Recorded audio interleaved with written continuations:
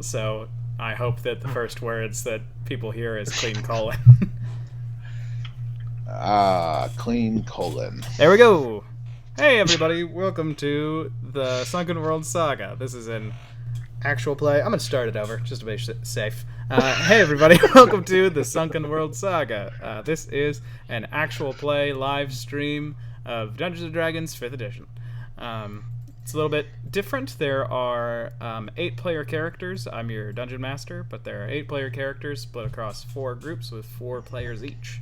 And tonight we return to the first group that we were introduced to, although unfortunately if you didn't catch our first stream, you were not there for that, and there is no record. But that is the adventuring group, composed of the following members: Qualid, Biff, Hi. Zikar, and Jackson. We'll do the introductions in the order that I just said them. So first up, Qualid. Hey, my name is Brian. I play Qualid Al Aznar, a paladin warrior who is very thirsty for water.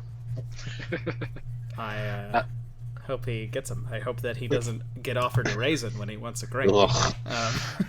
Next up, Biff. I'm Zach Carmen. I play Biff Tree Needle, a halfling bard.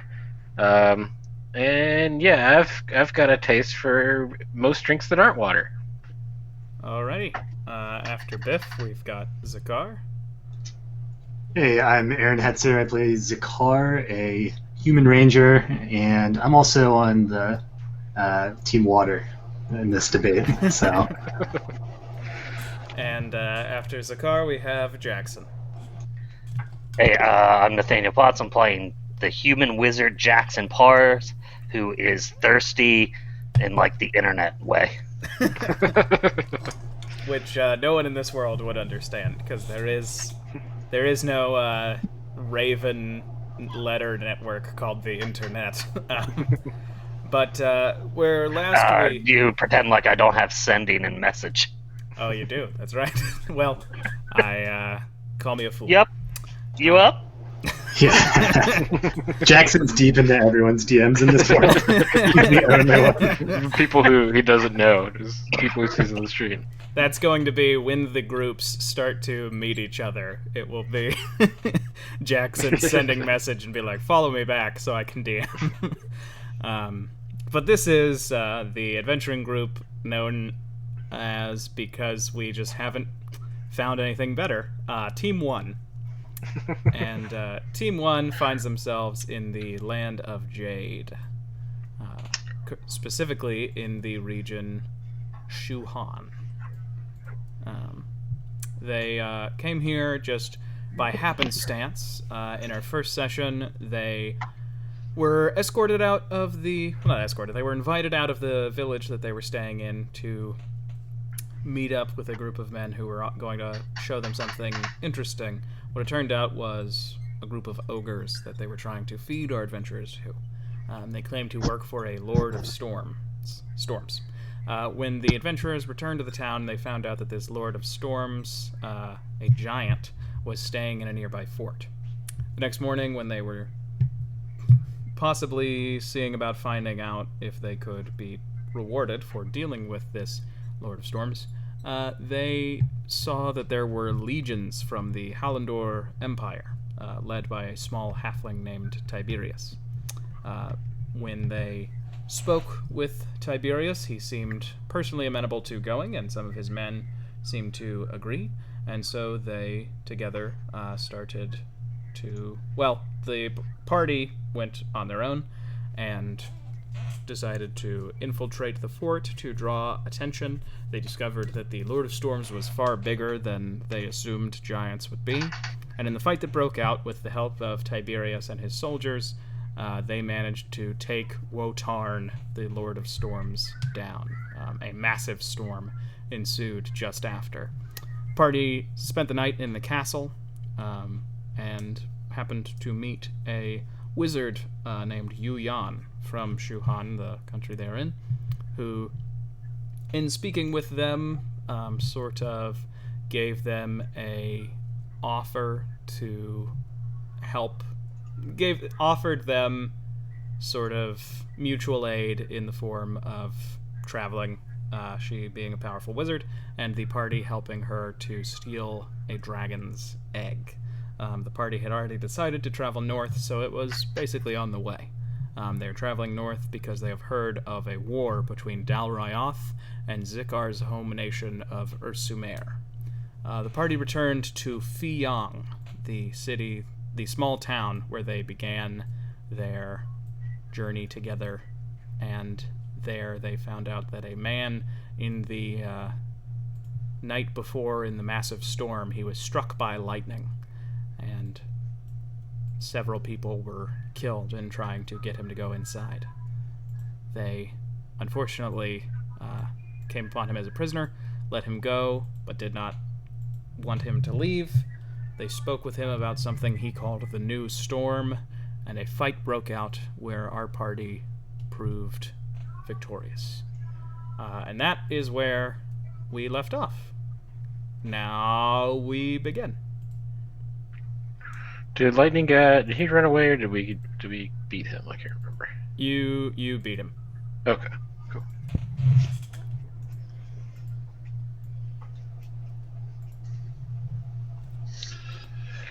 Well, that was bad. Yeah, I think that could have gone a lot more peacefully if we had just, stuck to the original plan.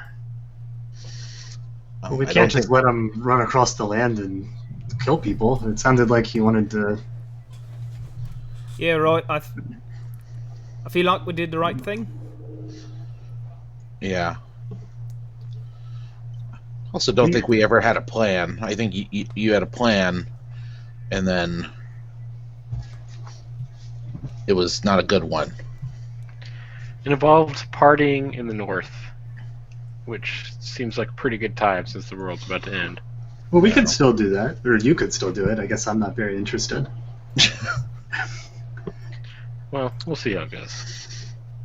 We should at least give this guy a proper burial. I don't know, how do Yornish people like to be buried? Do I know? Make a history check. Oh, there's so many ways. 18. There are some cultures that just eat the flesh. Zakar, when you were with the caravan, you became friends with a Yornish mercenary, and he one night drunkenly told you that if he were to be killed by the bandits who might attack your caravan, that he wanted you to be the one to burn him, because the Yornish are burned when they die. Sure. I think you'd like to meet flames. We can create a pyre for him, probably outside of the square. Everybody wants to smell that, but it seems like you guys are very interested in that. I could just do it. You guys can do whatever you want, I guess. Let's just throw him in the river. He's filled with sin. That's the opposite of fire. I don't think he wants that. No, I mean, why are we worried about what he wants? Well, He's a murderer. That's what he wants. He's a murderer. But the fire seems the cleanest too. I mean, you're just gonna have him rot in these people's drinking water. I'm rifling through his pockets right now. Make an investigation check. Okay.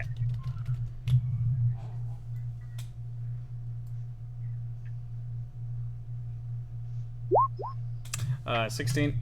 Doesn't seem like he had much on him. He has a small coin. Seems to be of Yornish make. But it's like thick. It's like small, it's like the size of a dime, but it's very, very thick. Okay.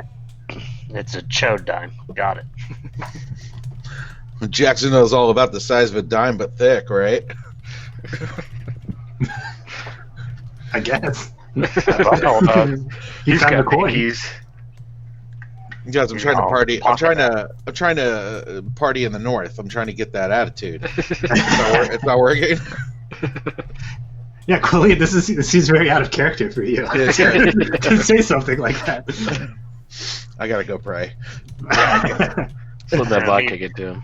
3 Hail Marys and 5 glasses of water. Yeah, so I'll. And have we been paid yet, by the way, Ben? You have not.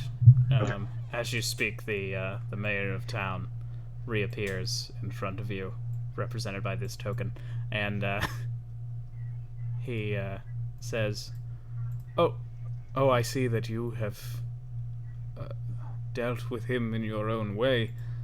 Allow me to give you a bit of my own personal gold. I did not wish to." Oh wait, I think I just realized that I have played this scene before, and then we decided that the first scene back would be you all deciding how to split the gold. Oh, really? Okay. Yeah. So you all got, I think it was like 500, and you had to decide how to split it. Yeah, we agreed for 500 on the giant. So, Oh, okay. So then you Yeah. got 600. Okay. And 600, what, divided by... There's 4 of us now? 5 of us now? Well, does this other person earn a share for the giant? They didn't really do anything. Oh, that's a good point.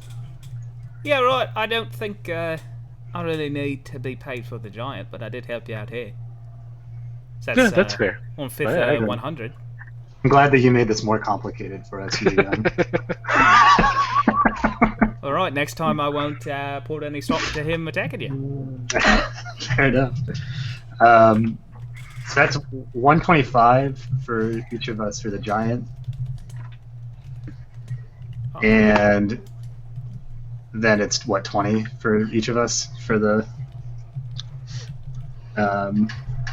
Yeah. for this guy? So that's 145 total? But we have to pay God as well, right? Oh, of course. But I figured I would pay enough for all of us. Oh. Well, you can help Quillied if you want, but You can I don't keep think 20 you worship my god. You can Anyways, keep 20 of my gold. And I'm not really worried about it going to your god because that's not real and mine is, so it'll eventually go to mine. okay. Anyways, I'm going to go pray. And I guess I'll sling this guy across my shoulder and take him to the edge of town. And while I'm walking to the edge of town, Ben, are there people that are like out and about still? Like, what time of day is it? Yeah, it's like midday. They're about, but they are giving you a very wide berth. You carrying the dead body sure, of a guy who, like, snapped the night before and killed some people. Yeah. Okay. Yeah, in that case, I'll just walk to the edge of town. Hopefully, far enough away from any building that they would like smell it, and I'll start gathering wood for a fire to light the pyre. Sure. I'll play a little funeral song while we do this little ceremony. Yeah. I think I don't really want to make you do a survival check to honor someone's burial customs, so I think you start the fire, and it's he burns, and it's a peaceful scene with Biff adding their music. It's a beautiful song, Biff. Thank you. I'm sure when he was in his right mind, he would have appreciated it. Yeah, I gotta get that one down on paper. It's We Didn't Start the Fire by Sir Billy Joel. Sir William Joel. Sir William of Joel. Is there like a Valhalla analog for them, Ben? Yeah, it's just called Valhalla. Okay. I'm sure he'll drink a cup for you in Valhalla. Look, you go to a used bookstore and pick up any fantasy book written after Tolkien but before Game of Thrones, it's gonna just straight up have Odin and Valhalla in it. Yeah, fair. Fair enough. Yeah, and then on the way back, is there like a poor part of town, or is like the whole town poor, or like what? The What is that like, town Ben? is sort of a relative, and this is sort of the vibe that you've gotten from Shuhan. Yeah. Is most towns kind of seem to be on the same economic level. Okay. There is like a very in-depth allotment of funds given to each region in Shuhan. So, like, all of the buildings are maintained really well. It seems like almost everybody has some type of job. Like, this is mostly a farming village, but there are people who are still in town working on things. There are a few buildings that are not as nice, but that's really it. So, like, the whole town is mostly, like, working class, but, you know, comfortable. Real Torkelson's vibe. Sure. Okay. I'll just split up 100 gold between, I guess, like, farmsteads or homesteads that I like come across. I'll just put it like under a doormat, or like if there's like a open window or something like that. A few of the buildings, like one of the poorer buildings, they have a small shrine outside. Like, Yeah, they have, sure. Like You could drop them down their chimneys like Kris Kringle. Yeah, exactly. They don't. I just don't know how to find assets that don't have chimneys. They don't have chimneys. But there are like a few shrines that have sort of like collection spots. Like hands holding a plate, but the hands don't connect to anything. There's just like a kind of like triangle behind it. Sure. So I'll put some on that, but I do want to give some to like actual people too. Sure. So I'll like probably half of it would be split between homes, and half of it would be split between like those little shrines. So. Okay. Yeah. Okay, and that is, I'm gonna, I guess, meet back up. Biff, you should give some too. It feels good to give to people who need it more than we do. Oh, I give the gift of my performance to them. That's my gift. Well, but you weren't giving the gift of your performance to them. You were just walking beside me while I was giving them the gift of money. Well, the performance, it'll come later, maybe, if we stick around here. I mean, we should probably go, though, right? We should probably... I think I need to get some booze, and we should probably head out. Yeah, I guess so. I mean, I'm sure they would like a song. I offer them the gift of, I'll just say, if you have any sinners that need to be killed, I am here for you. Alright, as we kind of walk back to the group, I'm going to play a song that is the ballad of the defeat of the Stormlord that paints myself in a very positive light. Nice. Okay. Zakari, you're right next to him. Do you have anything to say as he wraps up the song? I just at the end, I'll say, and me too. And the car was there. That's the last phrase of the song. And that's what Jackson... Everyone remembers that part. You know? That's what Jackson and Khalid hear. That's all that they get from the song. Well, maybe he was singing about his last time in bed. As a matter of fact, I was, my friend. And I give Jackson a little wink. Oh my. Jackson is jealous.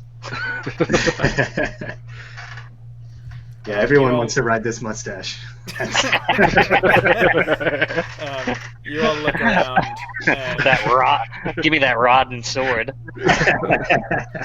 you do not see Jan. I guess Jackson and Khalid, you would have seen. She went into the tavern. Okay. Okay, I'm gonna follow her in immediately. Yeah, I gotta get some booze anyway, so... Right, Get you my all creepy, obsessive, weird dude on.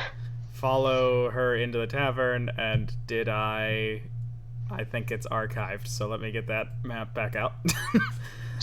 All right. Anyone who wants to fight? No, I'm just kidding. Yeah, if he has the map out, we might as well use it, right? That's what maps are for. Just for fighting. No, it's for the experience for the viewers, and it's so I don't have to try to remember relative distance, a skill that I do not have. And Man, all those people are in exactly the same places. it's like Cheers, you know. It's like the barflies in The Simpsons. You all walk in and you see Yu Yan has like basically a messenger bag that she has like 6 bottles on the bar that she's just putting into it. She turns and sees you all and goes, Hey, "All right, lads. you stacking up? Yeah, you gave me that 20 gold. I figured might as well use it." I'm gonna do the same thing. What are you drinking? Oh, well, I bought a bit everything. Bought whiskey, bought vodka, everything. bought rum, a little bit of gin, and just some wine in the event that we may run into some fancy folk. I'm looking at the bartender. I'm like, I'll take the same minus the rum. Just replace that with extra whiskey. All right, that'll be about 24 gold. Alright. I hit him with an even 30. Oh, thank you very much. He takes it. And for you, good fellow in the mask. Can I get 10 gallons of purified water, please? Make it 20. I don't. Minus the rum. You can. Horses can wither and dry up. Take a glass of all your water, please. You can go to the well out back. The well is purified? No, but I don't know how to purify water myself. Oh. Sorry, that's best I can do. I need to leave this town. Bye. To be fair, Quality, it's raining quite a bit. You could probably just gather the water yourself as we go. Maybe you should just ask for 10 empty gallon buckets. No, I will not.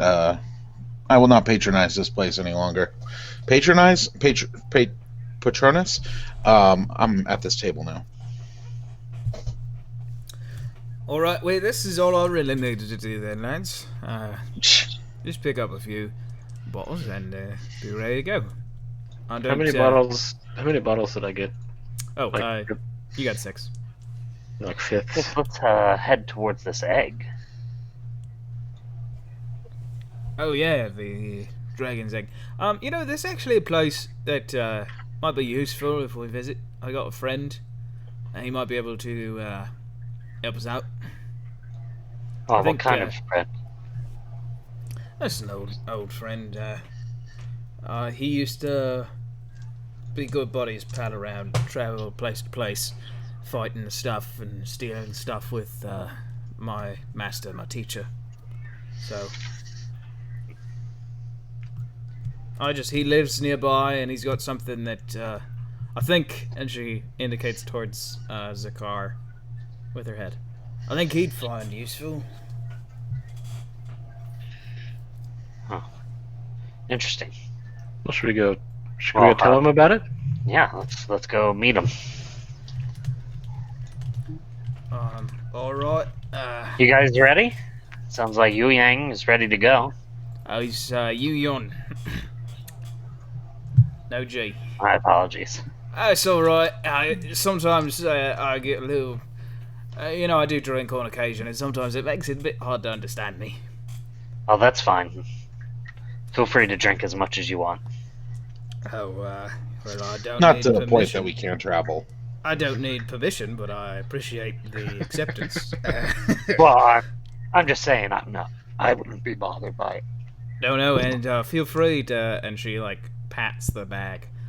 Just ask if you happen to have a taste for it. So yeah, fellas, I think I'm ready to go. If you all are, I didn't get hit too bad up in that fight. Yeah, no, I think I'm about ready. Khalid, before we leave town, there was something I wanted to ask you. Really all of you, and I look at the whole group. This apocalypse business is kind of worrying me. I don't really know much about it, but do you guys have any charms or wards against that sort of thing? Any? I mean, all I've ever needed is this instrument and this instrument, and then I pat my wooden rapier at my side. Oh God, I was. That's not what I thought you were gonna pat. It's okay, Jackson will pat it for you. Hey, I'm not defined by my sexuality. Okay, there are other things to my character here. Well, Khalid or Jackson, you've seen many mystical things. Do you have any protections against this sort of thing for us? There are many gods. I don't think there's much in the way of protection that is needed. Sometimes you just need to have the experience and gain power from it, and through that power, you can control what you need. What about you, Khalid? What does your god say about the apocalypse? My god's apocalypse is not upon us, so I'm not too worried about this, quite frankly. Well, this was not very helpful. I guess we can go ahead and leave and go on to your Well, I'm friend. saying, if it's the end of the world, why stop having a good time now? You know. Again, I'd like to reiterate, it's not the end of the world. This is just something that's happening. I agree with Khalid. Yeah, I mean, Yeah, things are going to change drastically, but it is not necessarily an end of everything.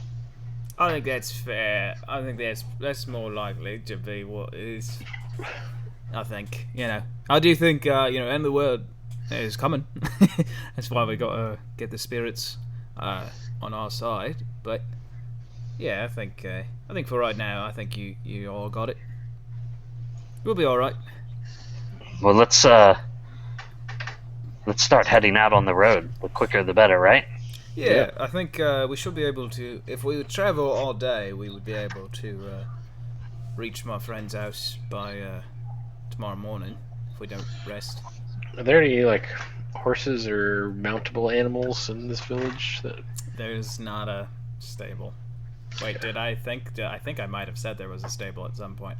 Let me check my I don't remember. map. Is a car? Yeah. Do you think I need to return this to the mayor? And I'm what I mean is, and I take out the Guandao.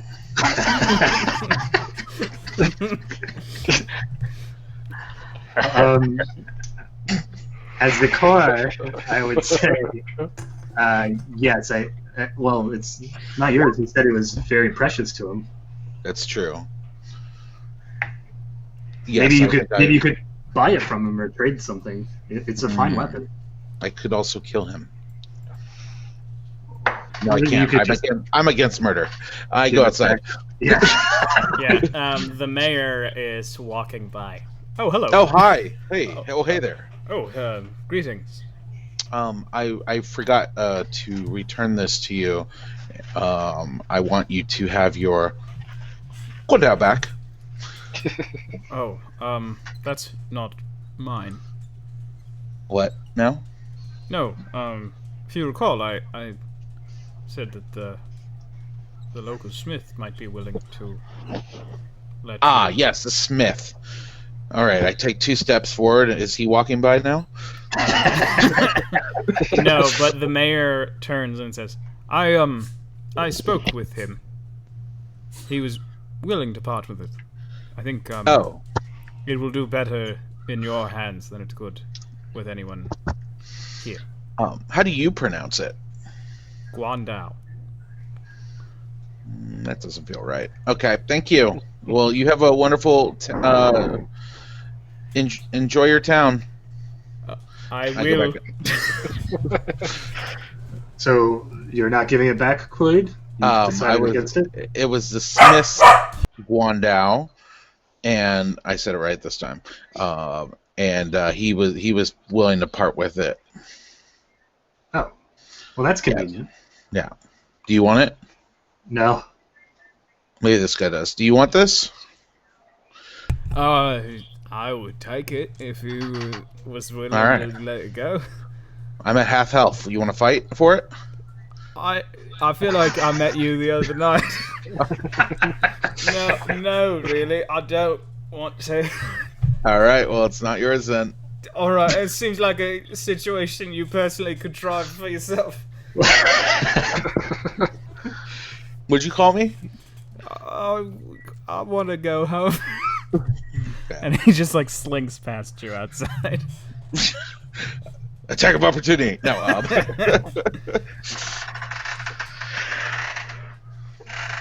Well, we better head out if it's going to be a whole day's journey. Yeah. Hit the road. Do you know the way, or do we need to? Oh yeah, I know Find the it? way. Oh, great. So I could take us. Are we thinking we want a rest? We want a camp, or do we want to just get there while the getting's good? Maybe we could eat some food. Khalid, you're a little beat up a little bit. Maybe we could take a short rest out of the game, a character. Yeah. Do you all want to take a short rest in town? Yeah, I set out. could have done that in the tavern if. Yeah. Okay. Yeah. Then let's call that we'll say short rest right now. So if you want to do hit dice or a song of rest, down to the town. Yeah, I'm gonna play Song of Rest. Damn it. Reroll that, Brian. Oh, good. Reroll once. Okay. Is that Biff's personal dice or the Song of Rest dice? That's just my personal dice, but that fills me up, so I'm good to go. Okay, I think, do you roll the Song of Rest? Is that when they get to roll one more of their own dice, or is it a Bardic Inspiration dice? I think it adds a d6. Yeah, it adds an extra d6. Yeah. I don't know. Should I roll it for everyone? Yeah, roll it. I prefer to have the Bard roll, because it's your song. Okay. Although I guess it could be the personal interpretation of the tunes, but... Oh! Oh, great song. I think the bard should roll. Heck yeah. 12. Jackson subscribes to the auteur theory, where the bard is the one who gets to roll the dice. I mean, that's pretty accurate, but only because Jackson subscribes to whatever thing gives him the most at the moment. Yeah. Zakar, however, is just like, no, there's many people involved in a rest. Yeah, right. And they all need my gold. That's right. Jackson, Zakar, you all weren't even scratched, right? Yep. Alright, then, No, I wasn't touched. I didn't all even are- use anything either. well, I do want to, during this short rest, I'm going to go ahead and cast Goodberries just to have some on me. Sure. So I have some mistletoe in my bag. I'm going to take it out and say some words over it. And I'll give one to everyone, and then I'll keep the rest. okay. Ooh. So you distribute 4 good berries and keep 6 good berries. Alright. The most fun spell in the game. Just because it's called Goodberry. Now, are they raisins or are they Home of grapes? the good man. They're like After 24 hours, they turn into raisins and they take 1 HP from you. and they're awful. No, they're like wild berries. They're like if it's red, great. That's the good berries. But you all can choose to leave if you like. Yeah. Okay. Hit the rickety. There Yeah, I think is- I want to go. There is no stable in town. Or Okay. there is one, but it's like for boarding horses that are already there, and right now there are no horses. Alright, that's cool. Okay. Then you all make your way on the road. As you travel, you kind of walk for a bit, and Yu-Yan is willing to speak to you all, but she's not like That's nice of her. instigating I am conversation. right next to her the whole trip. Yeah. And I'm just gonna be asking her like everything about magic that she thinks. So, I'm gonna ask her like what she thinks about, components, right? Like, well, when you do verbal components, what's the point of it? Like, for me, it's naming places and things. That way, I can have power over them and I can draw them to this world. Oh, it's you can't make something from nothing, right? Like, No. there's magic is the use of energy to change the laws of nature. So you're gonna need a little bit of energy to start that up. even if that's Yeah. the potential energy of a cup of water that you use to make some ice. Well, I also find that if you have something physical here that has a connection to where it exists on another plane, it's much easier to draw it across the astral sea and give it life here into this world. Such as the grease. This is just pork fat that I keep, but I can feel it from the tombs of hell, where the putrid smells and waste, and I can draw it up into this very existence. Jackson, I thought we talked about the pork fat thing. Oh, we did? Yeah, we said that we were going to keep that to ourselves. Yeah, I'm gonna be real honest. Please don't cast that spell while I'm around.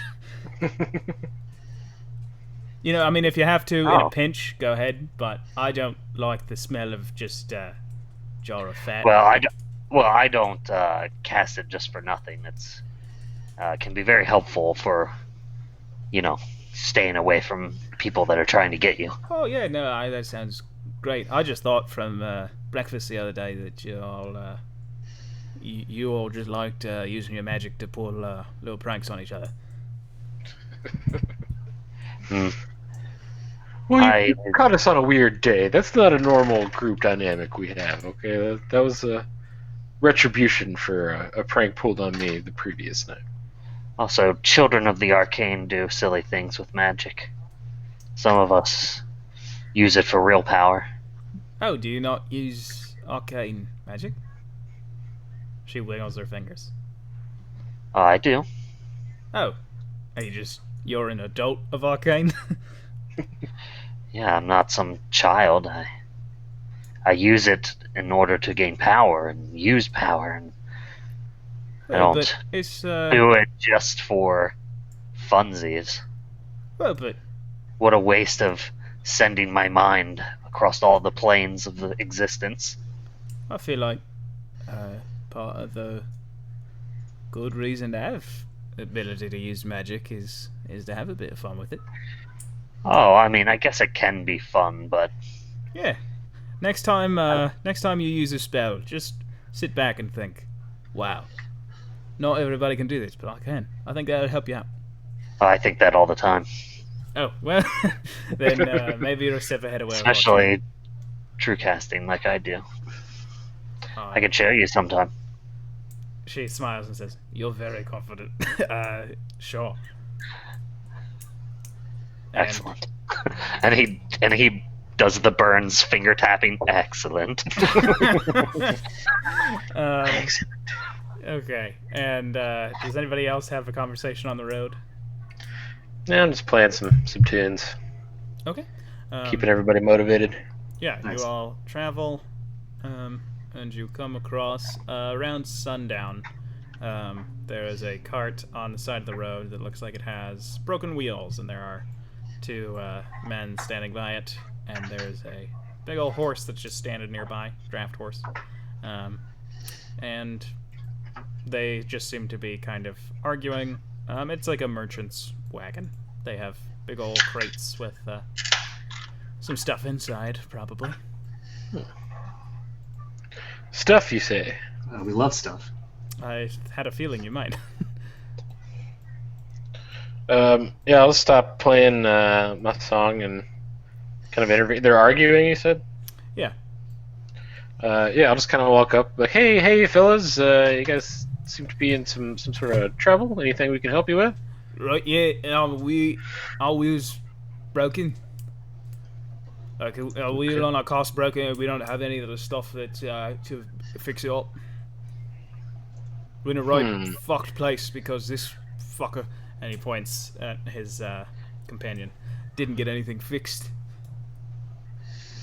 I see. Yeah, that's troubling. How far are we from the closest town where we might get those supplies?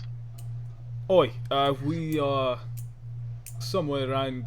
This is his companion. Somewhere around. I don't know. I mean, going on foot or one of us going on the horse by ourselves. You know, it'd be, a little over a day. I mean, unless we wanted to go back to Fuyang, but I don't know if they would have anything to fix it. What is broken? It's the axle. Hmm. And you Don't look, have mend. and you can see that it is just like snapped. Ben, I'm gonna climb up onto this rock and look around to see if this is like a trap or something. Okay, make a perception check. I'm wary to these road tricks as a caravan man. 24. 24. Yeah, you can see there is not a, other than like insects and a few birds, there's nothing around. Like no no breathing, moving life besides these two dudes and their horse. It's just the one axle, like the one wheel is broken off the axle, or Yeah, it's like broken in the middle. The axle is snapped so that basically like the wheel has the bit of the axle that connects to the wheel is like snapped off from the part that's connected to the cart. Okay.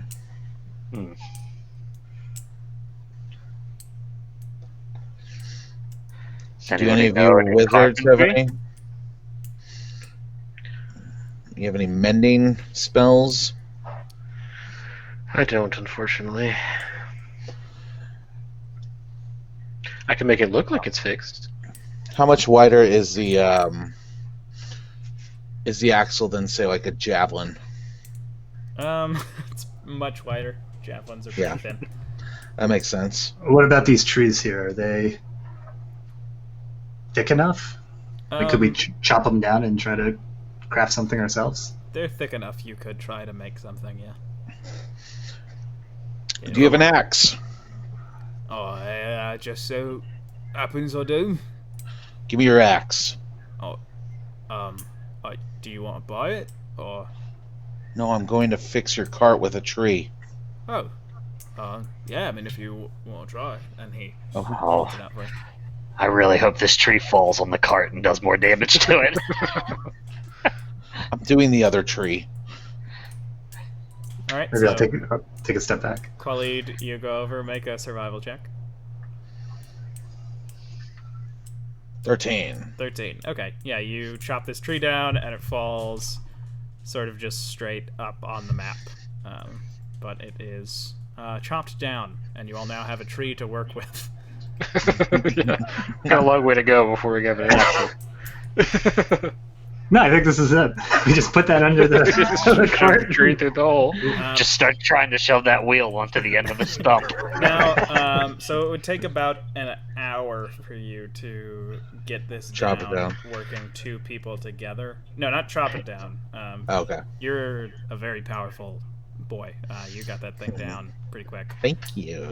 Hey, do you guys have any like tools or anything? Are you carrying any goods that would like help in some woodworking projects, real quick? Yeah, what's this stuff you're carrying?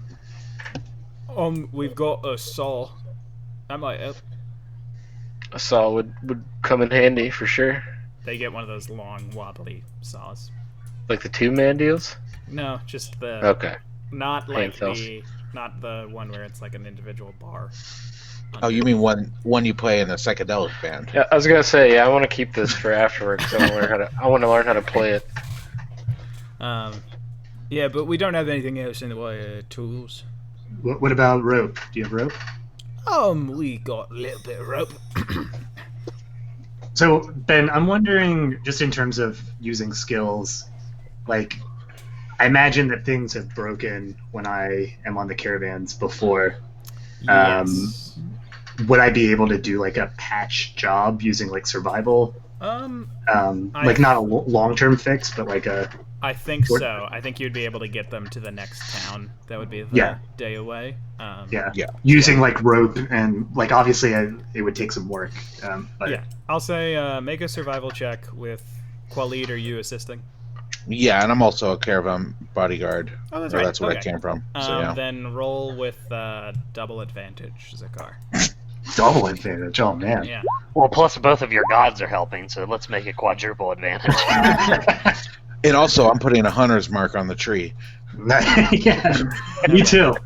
22, you managed to actually get a very workable solution. Like, this exact situation has happened to both of you before. You're like two dads at a grill, where We were just waiting for this to happen. Yeah. it's just Quali being like, oh, you're going to want to flip that over, while the car is just, like, reaching to flip it over. Against the grain, against the grain, against the grain. But it only takes you, like, 45 minutes, really. All right. I'll tell these guys, hey, we're headed to the next town anyway. We're gonna be passing through there, so we'll travel with you if maybe you'll give us a bit of a cut. Sorry, no, we're not. No, we're not. Nope. Well, just trying to make some more money here. Well, I mean, we'd go, maybe another hour before we leave the road. Where are you off to? Hold on. We're off to Azayuon. It's northwest. Yeah, that's the opposite. We're going east. Alright. I guess we just did this one out of the goods of our own hearts, boys. That is exactly why Zakar and I did it. Exactly. Yeah. We don't want you to go away empty-handed. No, I have plenty of weapons to hold in my hands. Don't worry. No, it's all right. You mentioned wanting a saw there. Yeah, I'll hold on to this saw. That's all right. We don't need that. And we got something else. It was going to be a bit of a present, but I think we can give it to you. And We like presents. one of the brothers gets up into the cart. Oh, they're not brothers. They're just companions. I'm sorry. And he reaches into a small box and pulls out what looks like a bottle of Docero wine from the Champagne region of Docero. Because if it's not from the Champagne region of Docero, it's just sparkling white wine. And jumps down and hands it to you, Biff, and says, anybody who takes a swig of this without knowing what it is, they're going to be very amenable for about the next hour.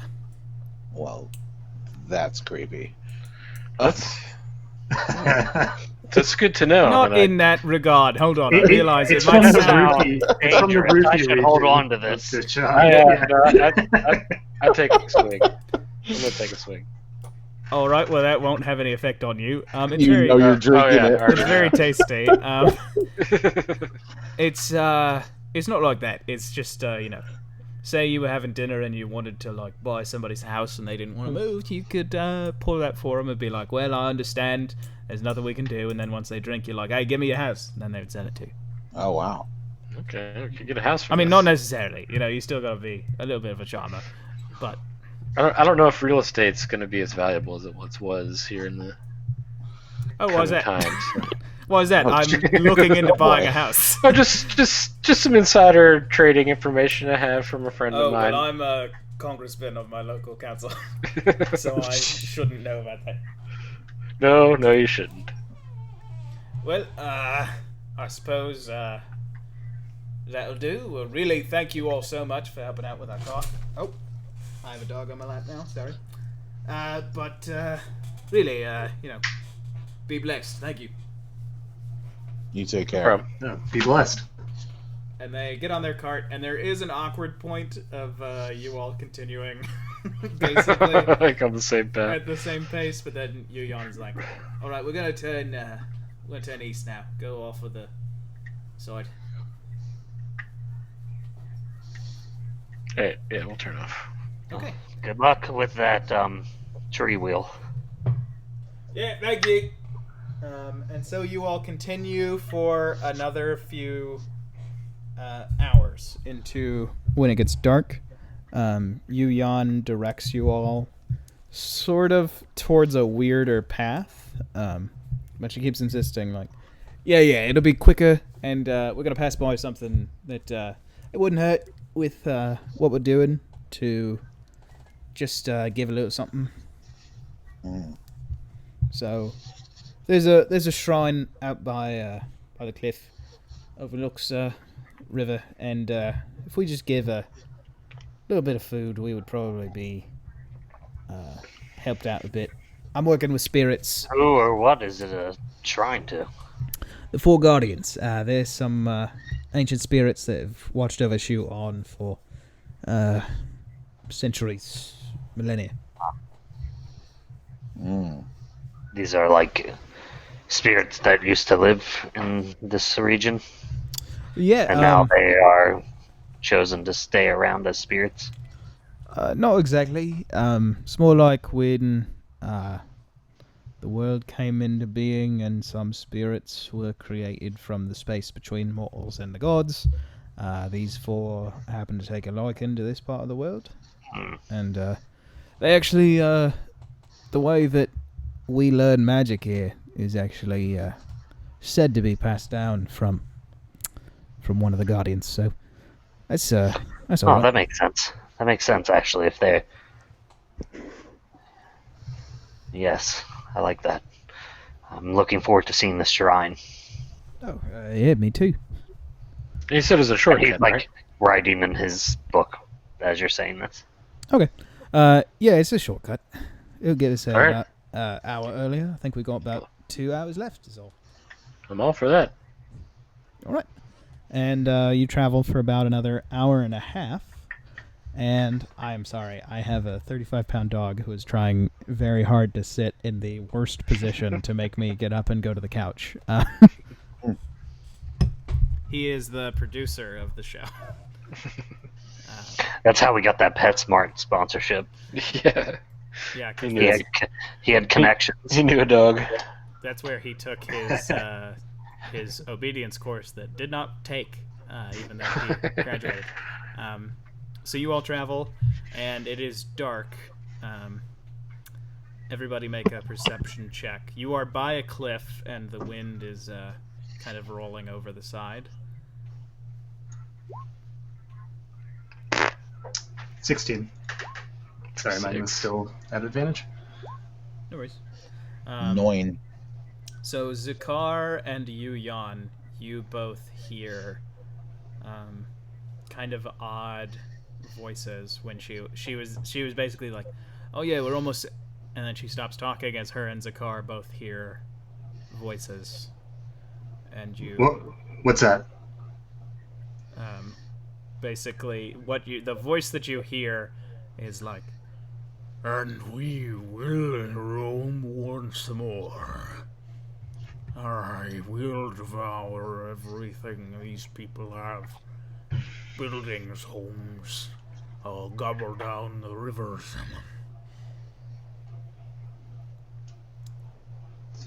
Did anyone else hear that? Don't know what that is. Do we... I'm just spacing out. I'm in my own head. Ranger, do you think you can move up? See what that is? Yeah, I think so. I'm gonna pull ahead.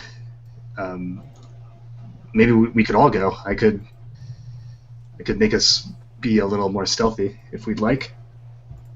Yeah, let's check it out. And I'm gonna cast Pass Without a Trace, or Pass Without Trace. Okay. You walk forward with everybody stealthed up. Everybody make a stealth check, please.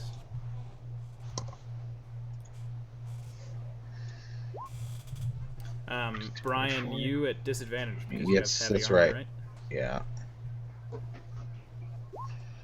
Okay. So 22. 18. Or I'm sorry, 18. 18. I thought I had the 14. Sorry. 16. 34 for Zakar, and Biff at 24. A respectable 24, but nothing. Yeah. You know, he's not making any waves with that 24. Yu-Yan is almost silent next to you. And as you approach, you see what was once a shrine, maybe, is torn apart, just rubble, seemingly destroyed on purpose, like by something hitting it. And you see a massive, like a fuck-off big boar that's on all fours and seems to be eating just a whole bunch of a mishmash of different types of food, produce, probably offerings.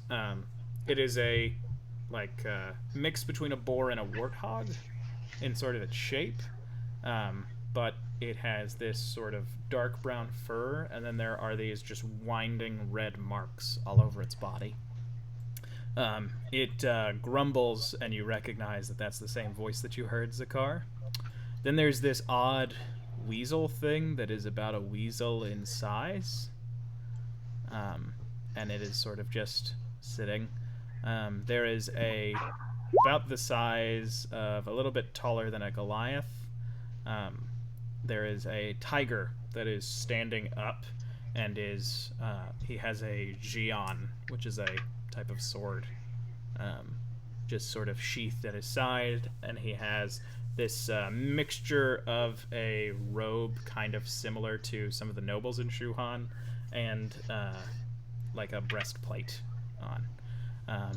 The strangest looking thing among them is a human-sized figure that is looks like it might even just be a human, but it has this eerie pale yellow skin that is anything but human, and it has no clothes on, no markings. It looks like very smooth, like there's no texture to its body, and then it has these long butterfly wings, and you can see that it has no face on its human head. I don't like that thing, so I'm gonna watch it for a couple of seconds and see if there are any weaknesses that I can discern using my connection to Shula Mazdan.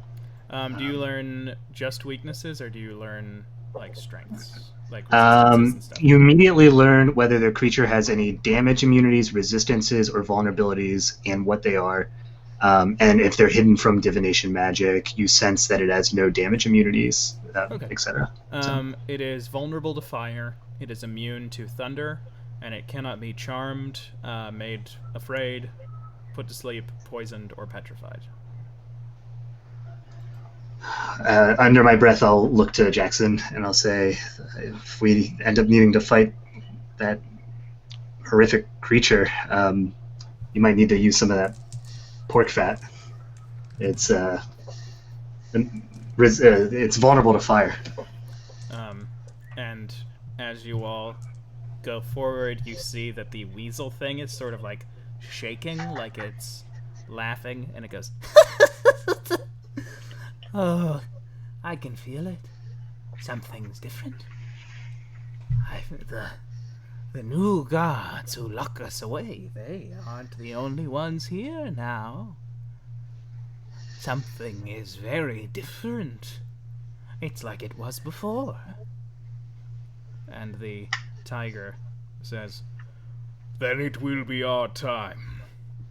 I shall be the one to pluck the phoenix from the sky.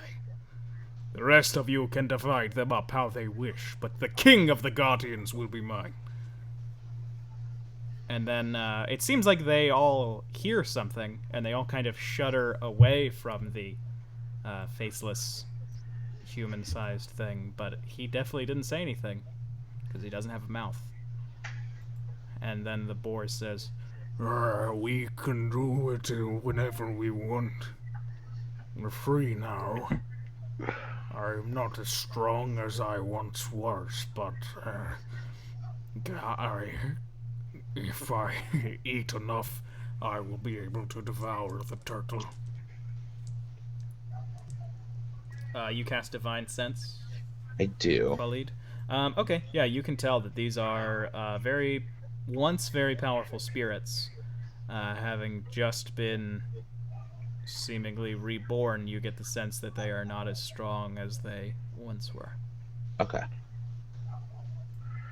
I ask Eon quietly, "Hey, do you know what's going on with these guys? What's up? What could these people be?" They're the four Perils. They're the malevolent opposition to the four Guardians. It's not good. Do you think we can Can we take them? They must have destroyed the shrine. I don't want them to leave. They just said they're weak. Remember, I single-handedly killed a storm giant. That's right, then. These things won't be any problem for you. I think if anybody's going to deal with them, it's going to have to be now. Well, we need to deal with it. This sounds like Shulam and On. Since they're all close, should I cast Fairy Fire on them? That'll give us an advantage in the night, especially. Yeah. That butterfly thing, it can't be charmed though, so don't try to use any of that magic, Biff. Okay, good to know. Thank you. Yeah. Well, I'm 60 feet away. Should we get in position first? Yeah. Just tell me when to go.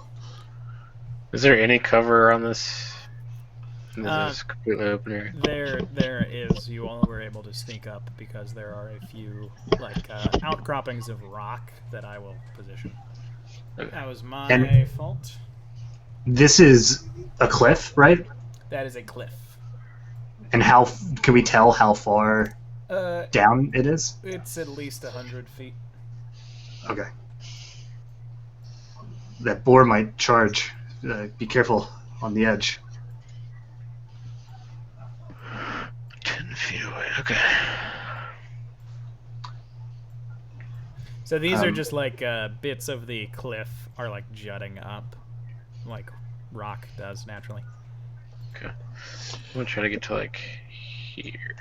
When something is just a verbal component, can it be whispered? It can. Okay.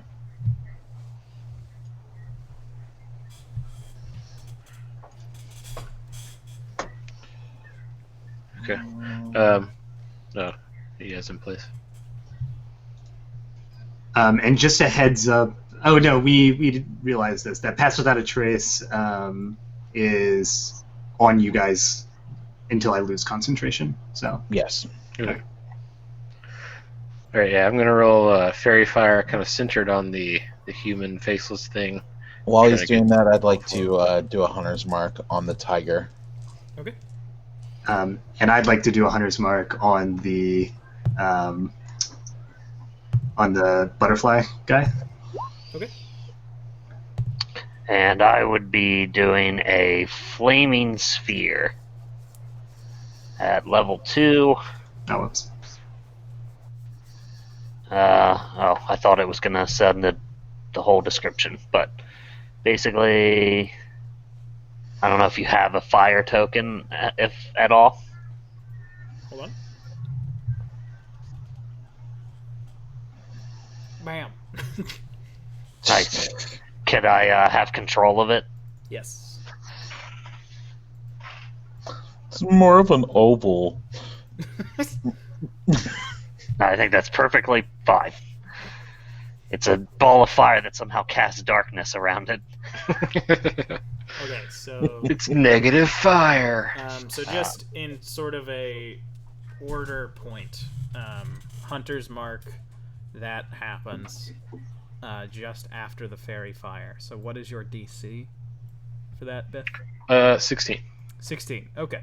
Then the tiger, you see he gets outlined and kind of just goes, "What?" This thing doesn't even move. No outline. Seems to have succeeded. As soon as it happens, this little guy, he does not get outlined, and he basically just like jumps and spins, and he is now basically riding in a little tornado. Whoa. And the boar is lit up, and he doesn't respond. He just keeps eating. Okay. And Based then- on what that guy was saying, we should probably stop him from eating, because it seems like the more he eats, the stronger he's going to get. You Jackson, can you, in the spell sheet, you should be able to include, have spell card with attack? Oh, yeah, okay. And then if you just redo it, we'll use the 6, but I just want to know... Well, okay, so here's the thing. The DC is 16. They don't take damage until they're... until the end of their turn, I believe. Okay. If they end their turn there, or if I make it collide into them. Okay. Well, but it's colliding into them if you cast it on top of him, right? Oh, is that how it works? Okay. I think so. Or like the other way to consider it would be like, this is a turn. This is 6 seconds that's happening, right? And they're going to end that turn. I mean, it's Ben's call, obviously, but that's how I would consider it. Yeah, I would say that the quick surprise round, it would count. So they would have to both make the dexterity saving throw. Tiger just barely succeeds. And our buddy, the butterfly, does not. So he takes the 6 points of fire. Like a Yep. moth to Yeah, the with flame. 6 fire. It seems like he takes more than that. Okay. And the one that's saved takes half. Okay. Then he takes 3. And everybody, let's roll initiative. Also, Jackson says a lot of loud and obnoxious things about space and time and the very sun itself being summoned to Earth with his power. Nice. And that's when the flaming sphere comes up. Okay. Oh, sorry. I didn't do that. So it is 24 for Biff, Jesus. Then 16 for Zakar. 1 for Khalid. And 2 for Jackson. Okay. I rolled a 2 and got a 1. You rolled a 1 and got a 2. How dare you? I will be right back. Just 1 second. Okay.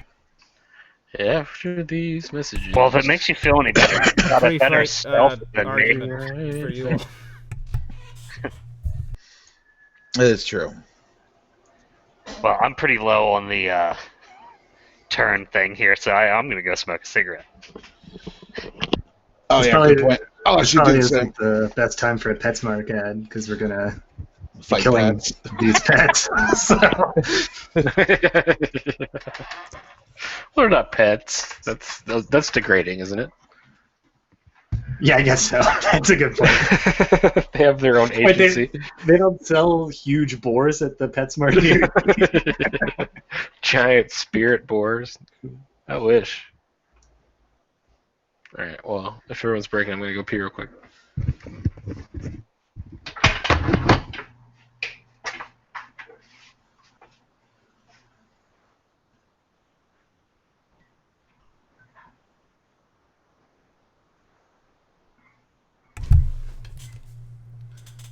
Okay, I'm back. So Everyone else is gone. oh, okay. Let me. I'll give the names for the people viewing this. So the yellow one, the butterfly one, is Hundun. The boar is Tao Tai. The tiger is Tao Wu. And the little weasel guy is Kyung Ki. And I haven't told anybody, so Aaron, you're going to be the only one who knows. He has sickles for hands. That's awesome. The little guy does? Yeah. Sonic Hedgehog Yeah. does? He is. I wish that there was a half of a cube back. size. Hey Zach. Hey. All right, now my dog wants back in, so I will let him in now that I got him to go outside.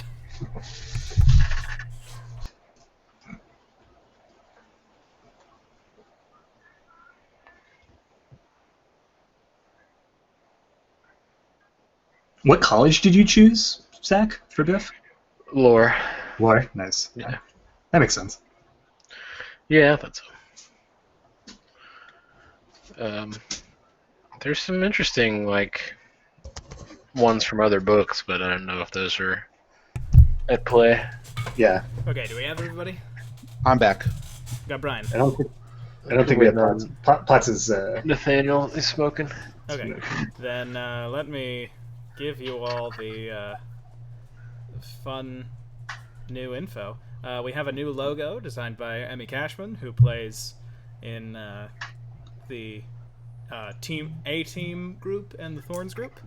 And we now have a link to our Instagram page, our Twitter account, and the YouTube channel, where you can catch up on all of these characters. And what was that prank war that they talked about? Who knows? Such interesting lore of the show.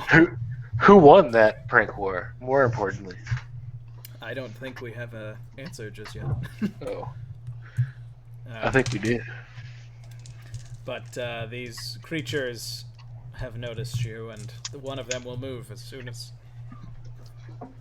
you're each present. One of them got higher than 24. Oh no, sorry. Yeah, okay. I mean, we could go ahead and.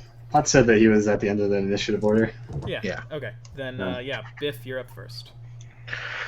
All right. I don't know what I'm gonna do. I am going to pull back a little bit, and I'm gonna throw a dagger first. I'm gonna throw a dagger at the tiger here. Okay. So with advantage. Oh, that's not included automatically. So 12. Okay. At the tiger? Yeah. 12 does not hit. Okay. And then I'm gonna back up a bit. Okay. And with bonus action, I am going to give Khalid a bardic inspiration. Oh, thank you. Okay. That's it. Then, yeah, the net is fairy fire. Thank you for that suggestion. The butterfly wings of this creature flap, and he takes to the sky. He gets about 20 feet up in the air. Butterfly in the sky. Shoots forward, and he gets to about there, and he is going to lift a javelin and throw it at you, Biff. Oh no! That is a 26 to hit. Ooh. No, actually, that's not gonna do it. Just short of my AC. You take 8 points of piercing damage, and then the javelin, you saw he was not holding it when he flew, but just when he put his hand back, one appeared and hit you. And basically it pierces you, and then it just seems to fade away. And all of a sudden he has another one, and he is going to throw this one at Khalid. Bring it. That is a 18 to hit. That is my armor class. Okay. You take 5 points of piercing damage. Okay. And that is Hundun's turn. Next up, it is Zakar. It is your turn. Okay. I will pull out 7 small twigs that I've sharpened to a point and say a prayer to Shula Mazdan and cast Spike Growth. Oh, it doesn't have the text. I need to fix that. But it's you make an attack, and if they don't succeed on the save, they're going to take that bonus damage, and then another round of bonus damage, right? There we go. Yeah, so I cast it on a point, Right. and if they pass through that point or end their turn, oh yeah, it's like every 5 feet they walk through that point, they will take the damage. And so I'm going to center it. I think I'm going to center it here. Okay. So like just next, like I want the radius to end where Yuyan and Bifar. Sure. And it's 20 feet, so it's a 20-foot radius, right? Is that what So it's 40 feet total. So it's 40 feet total. So that's actually pretty big. Yeah.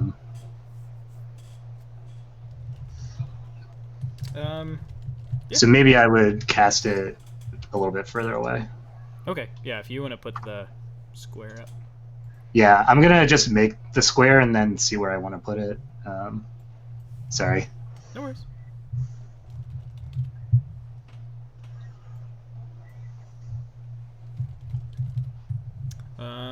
Okay. And then for my bonus action, I'm gonna focus my ire on the butterfly guy, and that's my for the Slayer's Prey when I attack. Sure. When you focus that, he was looking where his javelin had flown towards Qualaid. Its head just slowly turns in the sky and looks at you. Okay. That is your turn. Next up, it is Yuyan. Yuyan is going to come over here, and she basically just holds up a hand, and from it you see a streak of lightning shoot out towards our boy, the big old boar. He fails on his saving throw, so he's going to take a good amount of damage. Yeah, he seems to... He goes... and definitely realizes that he is in a fight. Our little fella... The lightning that hits him sort of dances around his body and then shoots out towards the little weasel. He does not succeed on that, and he will take double lightning damage. Wow, okay, so he is hurt pretty bad from that. Hey, Ben, since there's a flaming sphere, is this a lit area now? It would be, yes. Okay. Yeah, the little fella, he seems to be not bloodied, but he gets pretty roughed up by that lightning hitting him.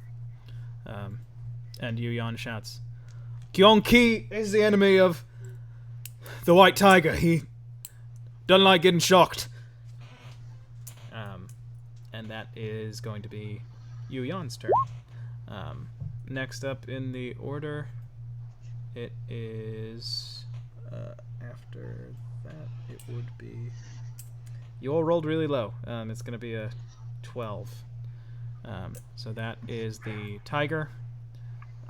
He is going to come through the hail of thorns, so he will take that spike, or the spike growth. So it's every 5 feet he takes 2d4. Oh, okay. Yeah. So he moved 5, 10, 15. He's going to get there for 20. Okay, so he'll take... we'll just use the 2 rolls that I already did, so that's 4 and 2, and then 2 more, right? Yeah. Okay. So that's an additional 6 points. Okay, so that's 10. Yep. Okay. Yeah, he gets there, and then he just lets out a real tiger roar, and when he does, you see between his 2 tiger eyes, you see on his forehead the skin seems to rip open, and he has a human eye. Oof. And he is It's 12, by the way, Ben, sorry. Oh, my bad. I'm not good at math. And he is going to, after that roar, he is going to leap onto this rock, and his form crushes the rock, landing, and he will take another 2d4 from he falls into the thorns. I'll just say it's the 3, I think. And then he is going to tower above you, and he is going to draw his Gian, His John? I do He's not gonna want draw that. his John. This got gross, man. Okay, that's why I corrected myself. He draws his Gion, and he does so in a manner that lets him strike you as he pulls it out. Okay. Basically does a quick draw, like putting his other hand, his other paw onto the sheath. That is going to be a 21 to hit. Definitely hits. Okay. Check something.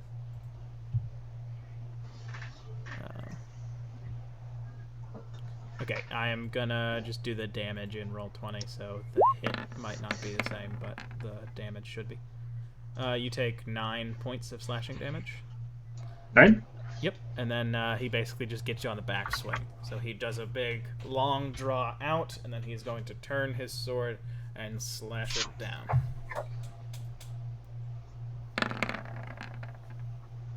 Uh, 17 to hit. That hits too. Oh wait, the first one was not. The first one would have been 5 damage. I'm sorry, Oh, okay. because it was a critical and it rolled the crit damage. Should have just been the first one. Okay. So you take. I 9. think you do the Constitution saving throw based on the first attack and the second attack. Yeah, I have to do both, so I fail it. No, you beat the first one. No, because it's still lower than 10. Is it? Oh, okay. Yeah. Yep. Okay. Yeah, then, saves are 10 or half, whichever's highest. Okay. Pass that a trace is gone. And that seems to be Tao Wu's turn. Next up in the order, it is Tao Tai. Tao Tai is going to stand up. And you see, he is about 30 feet tall.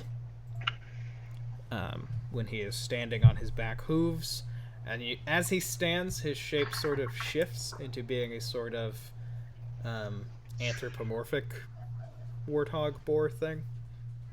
And he reaches up to one of his massive tusks, and he just grunts, and he pulls it out from his mouth, and you see that it is made out of metal.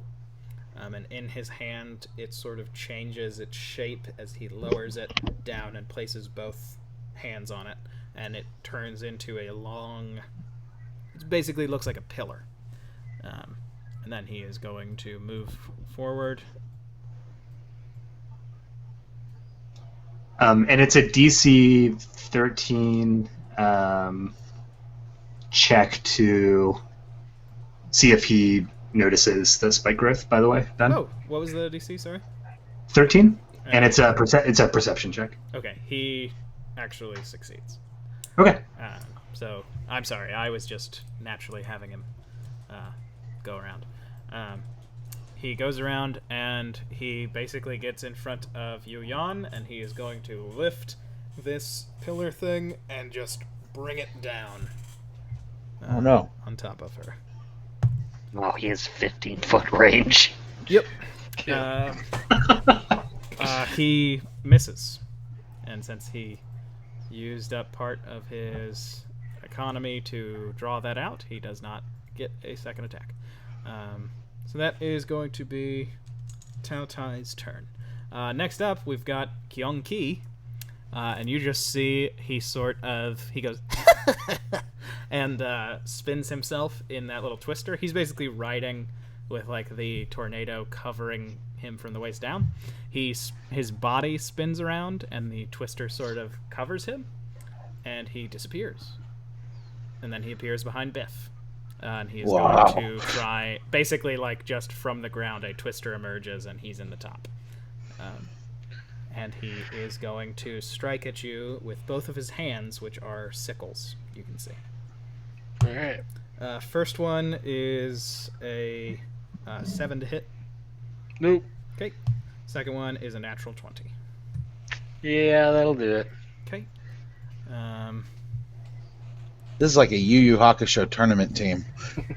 These are kind of Dragon Ball people, though. Like the half animal, half True. person thing has the Dragon Ball feel. Shouldn't the hog just be a pervert then? Yeah, just wish for some paintings. You take... I just rolled Wow. Okay. You take. What would that be? Uh-oh. You take 11 points of piercing damage and 6 points of fire damage.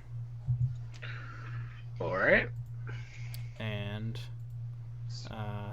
that is Kyunki's turn, I believe. Yes. Okay. Then next up we get to the 1 and 2, the 2 and 1. Jackson, it's your turn. Okay, so in Jackson's left hand where he drew the glyph, there seems like the glyph is still there, and it's almost like he's holding a video screen of the sun just burning in the sky. But with his right hand, he pulls out some of that pork, and he draws a new glyph, and he casts grease in a certain location. I'll go ahead and click on it first.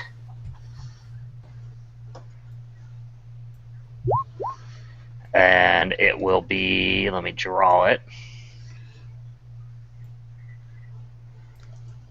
here, if that's visible enough for you. Where was it? Oh, okay. Yeah. It's around the moth guy. Gotcha. So it's going to go there, which means he has to make a DC. Sorry, are you putting it in the air? He is in the air. You weren't there when he flew up, but he is 20 feet up. Oh, well, if that is the case, I will not draw it there. Sorry about that. It's okay. Like that. And I will put it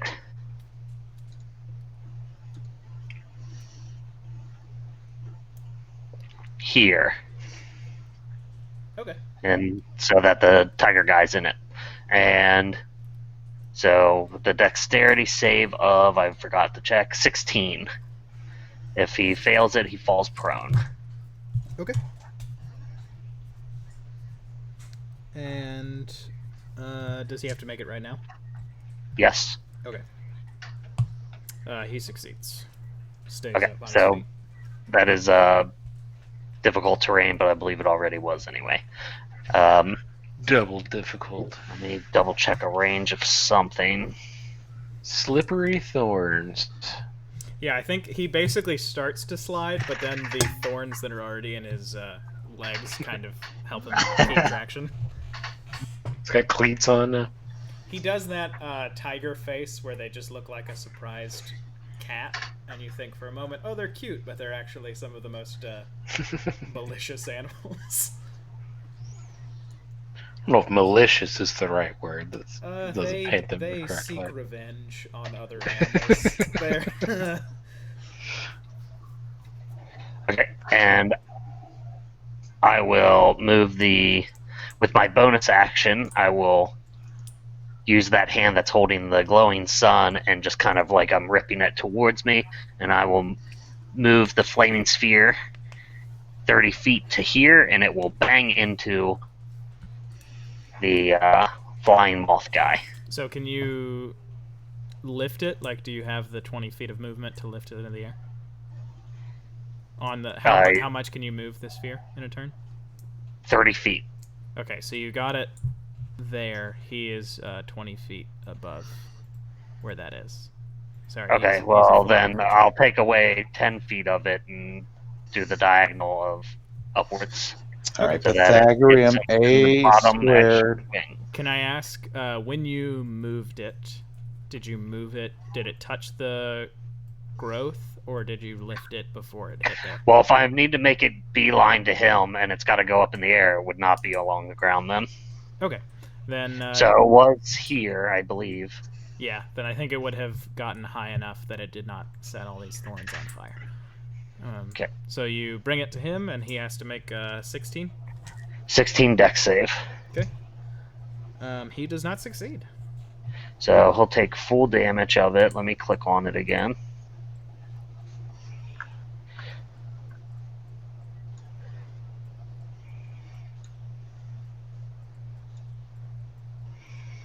Six fire damage. Okay, he is going to take double that. And that will be the end of my turn. Okay. Then next up in the order, it is Khalid. Okay, so I want to ask a question real quick. Yes. And it's not me like, oh, this better work. It's like I just want to know if this is a thing that if something gets shoved away from you, does it then create an attack of opportunity? It does. Okay. So what I'm going to do is I am going to run here. Well, hold on, let me count it. 1, 2, 3, 4, 5, 6, 7, 8, 9, 10. Yeah. I'm going to run down here, and then I'm going to run all the way over here real fast. And I'm going to run so fast, and I'm just going to shove this dude so hard. I have the charger feet now. So he's going to be pushed 10 feet back. Okay. But with my sentinel feet, then because he's moving out of my Come on.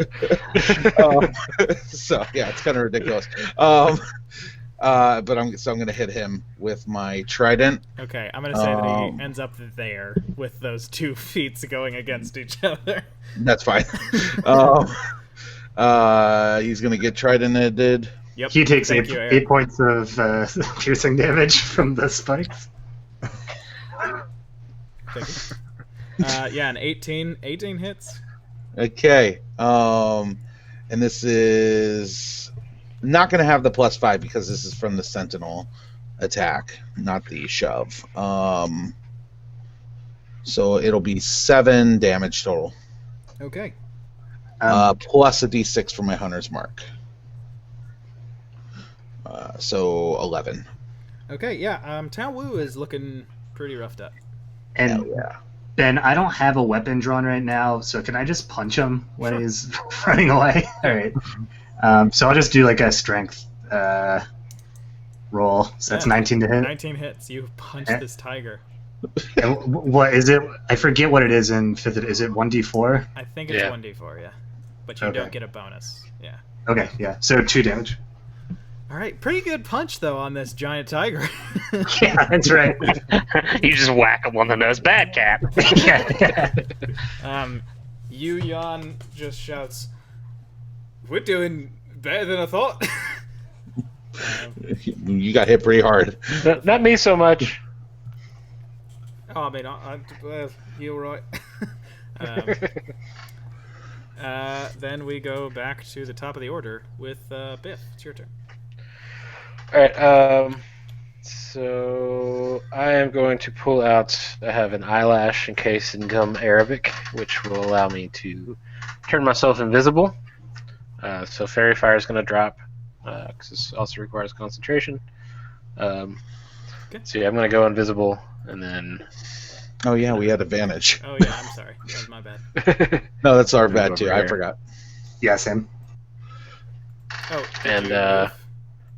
Yeah. Okay. Our boy Kyung Ki is going to take an attack of opportunity on you. He just has disadvantage. Even when I'm invisible. Yep. Okay. Lower one was a 15.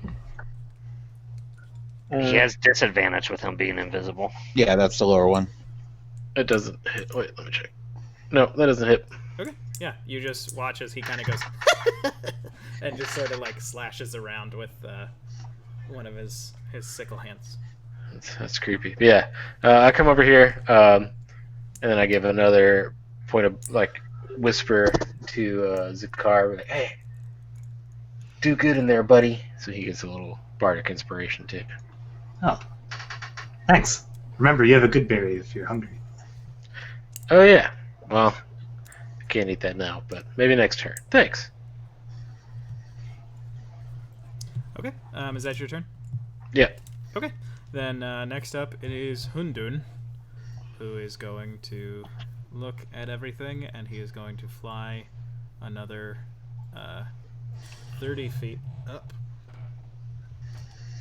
And then he is going to fly this way, and he's going to look down at you, Zakar. And you feel like you're nervous. like there is something that you're really, really anxious about. Can you make a wisdom saving throw? Sure. Natural 20. Ooh. Wow. Okay. 22. You feel like you bash something away. Like it can't go anywhere near you. And that is You have my ire. You can't do that to me. This man clearly has never heard of the power of ire. And that is the end of Hundun's turn. Next up, it is your turn, Zakar. Do we switch to you? Okay. I am going to. I'm going to use my movement to get to here. Sentinel. No, I'm just kidding. And I'm going to look at what's the butterfly guy's name? Hundun? Yeah. Hundun? Okay.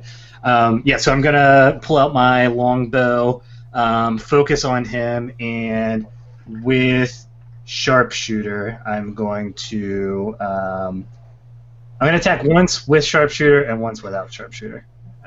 So. And you know what? I'm gonna say from facing him down with your ire, give yourself advantage on the first attack. It's ire advantage. Okay, so the first attack is going to be my sharpshooter attack. If that's the case. I assumed it would be. That's a 22 to hit. But then is it -5? No, that includes the sharpshooter. Oh, cool. Okay. 22 hits. And it does 17 piercing damage. Okay.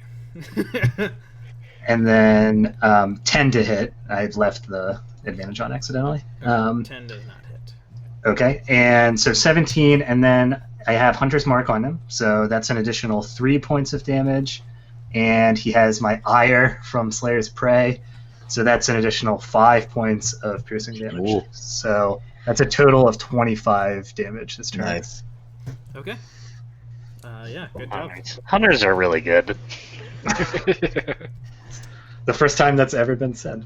Right. Fifth edition, at least. At the expense of every other part of the ranger class. Is that your turn, Zakar?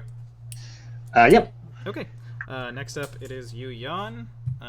She is going to look up at our boar fellow, and then she basically just says something really quickly, almost under her breath, and just this sort of mist goes all around her, and she disappears, and then mist appears behind you, Jackson. Hell yeah, Misty Step. And she is behind you, and she just reaches out and grabs you and says, "Don't go down." Oh wait, no, that's not her voice. Don't go down, governor. And you, she casts mage armor. You've heard it. I've been elected governor. I mean, all of your taxes are paid in full. She casts mage armor on you. Your AC is 13 plus your dexterity. Oh, cool. And that is going to be her turn. Next up, it is Tao Wu. And Tao Wu is going to take that another d4 damage. Or 2d4. To get where he is. Well, he moved twice, so it's 44. And it's difficult terrain, Ben. Just a heads up. Gotcha. Sorry, I'm looking for it. Alright, that's 5 piercing. Okay, takes that 5. Well, didn't he move 10 feet? He did, but Sorry, It's he's the- moved it's- 5 feet. Well, he used 10 feet of movement, but he moved 5 feet. that's true because he's a big boy. Okay. So when he steps sort of to the edge of these thorns, you see that just his upper half is fine, but his lower half, he is bleeding profusely. He's bloodied. Khalid, he just stands over you and he lets out this roar, and he is going to swing down at you twice with his Gion. Please do. First one is a 22 to hit. That hits. Okay. You take 13 points of slashing damage. Yep. Second attack is a 21 to hit. That hits. Okay. You take only 7 points of slashing damage. So it's 20 total. And then Tao Wu. Nope, that's Tao Wu's turn.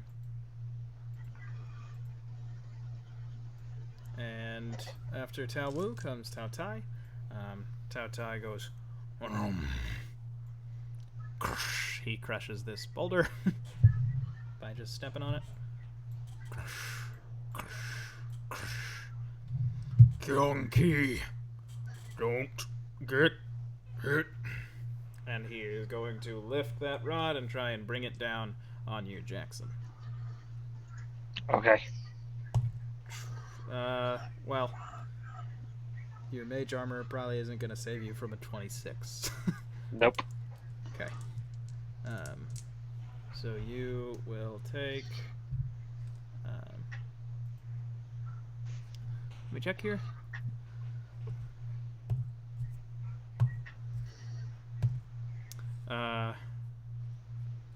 That is 16 points of bludgeoning damage, and then you see all of those red spirals that go all around his body seem to light up on fire for a moment,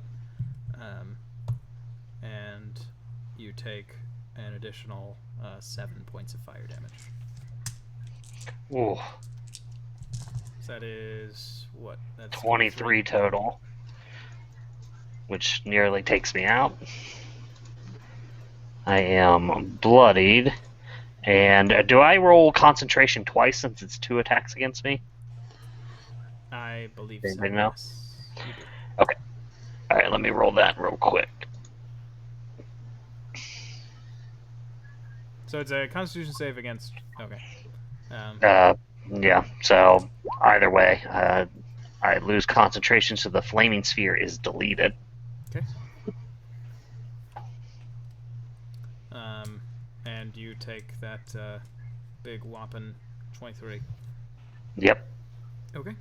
And then our guy is going to kind of think about going around Kyonki, and then he just decides not to. He's going to turn Oh, what a and fortunate thing for him to accidentally think. look at Zakar. And he looks at you, Zakar, and I need you to make another saving throw. This time, Another wisdom. Oh, go ahead. I need you to make a strength saving throw. A strength saving throw. 24. Wow. Okay, you just bash this one aside too. You feel something sort of almost like your body's being crushed, but nothing is actually touching you, and you're just like, no. I think that I'm like saying my prayers under my breath while this is happening. Yeah, nice. I'm stealing myself. For sure. Next up, it is Kyonki. Kyonki goes, way to go. Way to go. And you creep. see him spin again, and he gets disappeared, and then he is going to appear right here, and he is going to swing with both of his little sickle hands, one at Jackson and one at Yuyan. One on Yuyan hits. She is bloodied and dropped pretty low. Then the one on Jackson, that is a 16. Yeah, that hits. Okay. Never mind. I'll lose invisibility. Well, it doesn't matter. Okay, I'm gonna use cutting words. Okay. So I can roll a d8 and subtract that from the attack roll. I think you can only do that before I say if it succeeds or. Oh, if it's hits or But you can do the damage, I think. Oh, I can't cutting words the damage. Oh, you It's can? only for the attack. Okay. Since Attack or it's- ability check. Yeah, since it's the first time out, I'll give you that one. So what do you say to Kyonki? Say, hey, buddy, you're a real creep. He misses, and then he turns and looks at you and goes, Shut up. He like takes a second, looks down at the ground, and then just looks up and says that. Okay, and that is Kyung Ki's turn. So now Jackson, it's your turn. You didn't roll a damage for against me. Oh, It got cutting words. yeah, no, I was saying that since it was the first use of cutting words for Biff, I think since. So it since ended he up unlocked missing. it, Gotcha. All right. Okay, so I'm. Jackson is on all fours, and he's cursing under his breath, and he throws out some kind of something from one of his little pouches, and acid splash is going to land on top of the moth and try and drop on it, so it has to make a DC 16 dex save. Okay. Two-face that moth. He succeeds. Okay, so he takes no damage, and then with his other hand, he points his fingers awkwardly up into the air in a weird circular thing where his glyphs usually do, and it looks like constellations of stars pop into a circle, and he grabs one, and he pulls it towards his chest, and a big whiff of mist comes across him, and he will move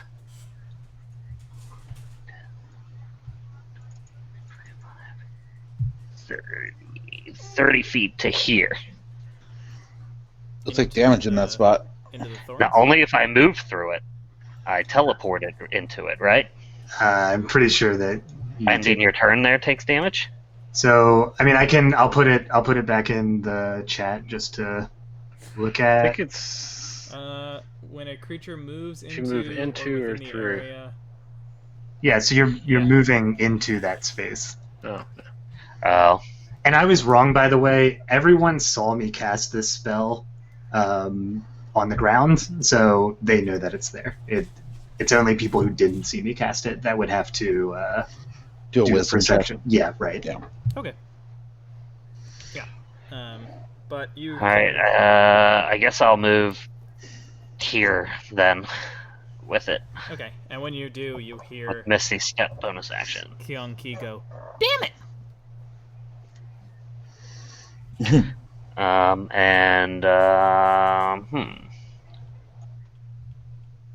I'll end my turn there. I'm not going to use my movement.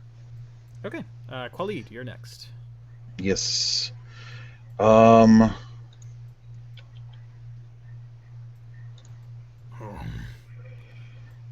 Why are you here? I'm- I was just trying to enjoy a meal. Now I'll Is it- have to eat you for being so tired. Is it the tiger or the boar? That's the boar. Okay. I don't even focus on that. I'm going to take 2 strikes at the tiger. Yeah. But what I want to do as a bonus action. Sorry, give me 1 second. Yep.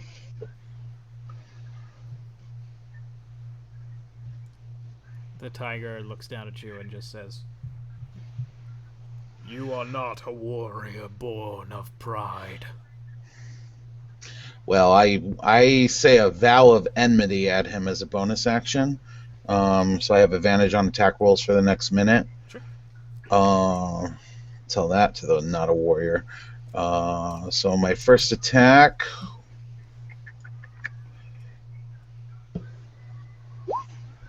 22, 22 hit. Oh, yeah. and I'm also going to I'm going to shove a smite into this with Okay. a spell slot. So it will be 9 plus 2d8 plus 6. So 17 plus 6 is 23 damage. Nice. Okay. He's not looking good. Okay. Strike 2, baby. Still have advantage. Yeah. 15, I'm going to use my Bardic Inspiration. Okay. 19. Hits.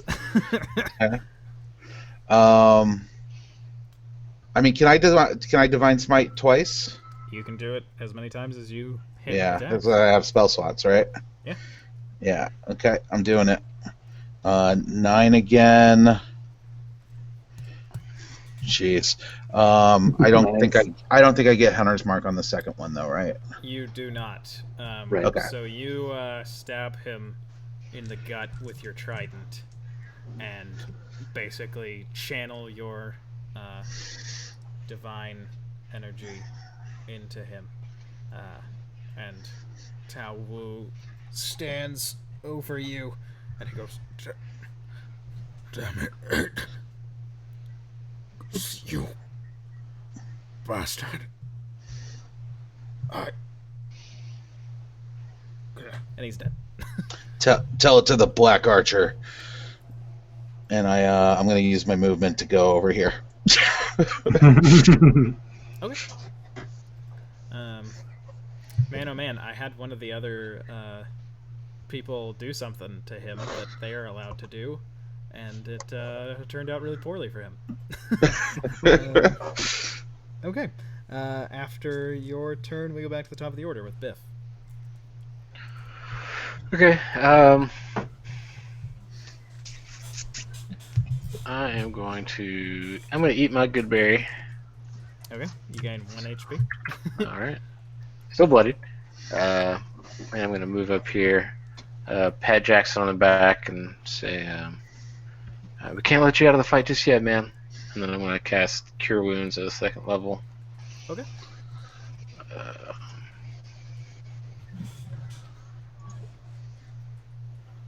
So it's 15 heals back to you. Yeah, Jackson, you get another 15 health. Ooh. And then, like, as I'm, like, kind of encouraging him, I'm going to give him a Bardic Inspiration as well. I think to eat the Goodberry would have been a bonus action. Okay, that's fine. Because it's less than a health potion, and a health potion is a full action, so I think bonus action seems fair. Alright. Jackson, do you do anything? Say anything? You're a good man. I enjoy your touch. Not a man, but I appreciate the thought, bud.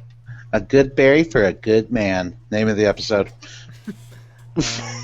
A good berry for a good buddy is the name of it. There we go. Ooh. Alright, that'll be the joke title. After Biff, it is Hundun. Hundun is going to fly still up in the air to here. He is going to look down, and Biff, you feel something creeping into your mind. I need you to make a wisdom saving throw. Alright, it's not my best. 2. What did Okay. I roll with advantage? You feel like you are stuck in place. You feel like you can't move because you're just suddenly terribly afraid. And you are going to take a good amount of psychic damage. Oof. Good amount's not good amount. You take 17 psychic damage. Okay. And basically you just see in your mind you have like the real battlefield, but then there are just these flashes of Hundun, this horrible looking thing with butterfly wings, basically just like reaching into your body and pulling stuff out of you. Yeah, I like grab my head and my nose and ears start to bleed. And that is the end of Hundun's turn. Next up, we've got Zakar. All right. I'm gonna. So, I mean, I guess I don't really know the range of this boar. I'm wondering if it would provoke an attack of opportunity if I move.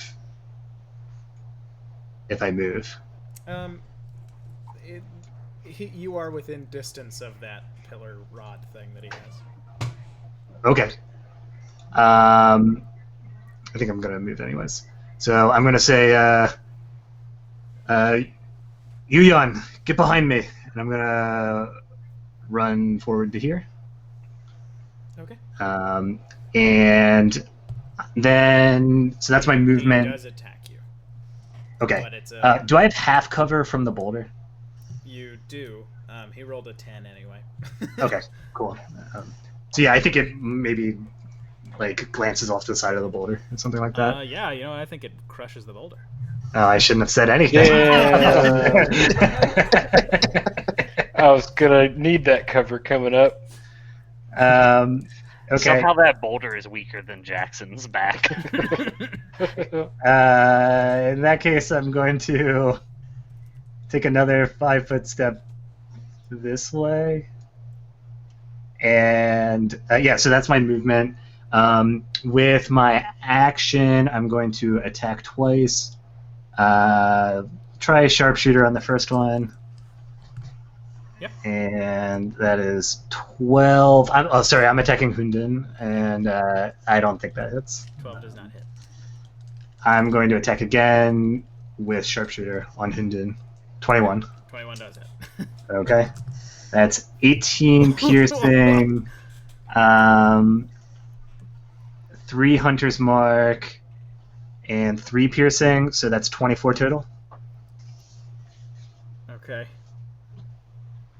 So 2 quick arrows and my ire. He is very close to bloodied. You can tell he's fluttering around a little bit worse for wear than he would have been just before. All right, and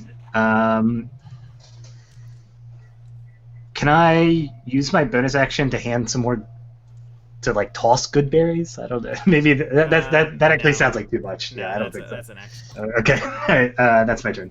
Okay, then it is Yu Yan's turn, and she just kind of turns and says, "I can't put my back to this thing." And she is going to shove her hand into Kyonki's face. Okay. Whew, But face. then you all see, that the attack is not actually meant for him, as 4 bolts of glowing light just dash over and hit the boar. And they just sort of like seem to like have like little minor Dazzler from X-Men explosions, or no, Jubilee from X-Men explosions. Yeah. Nice. And he takes good little chunk of change from that. Not quite bloodied, but certainly not looking as good as he was a second ago. So he's on the very edge of the cliff, right? He is. Okay. And that is going to be her turn. Unfortunately, let's see if she can make this saving throw. The little twister that Kyonki is riding, you just see it basically expand. And she makes a Constitution saving throw. She does not succeed. So she is going to be knocked back 10 feet. Take 1d6 of force damage, which puts her really close to the edge, and he gets an attack of opportunity. He misses, though. She is wavering on her last legs here. Next up,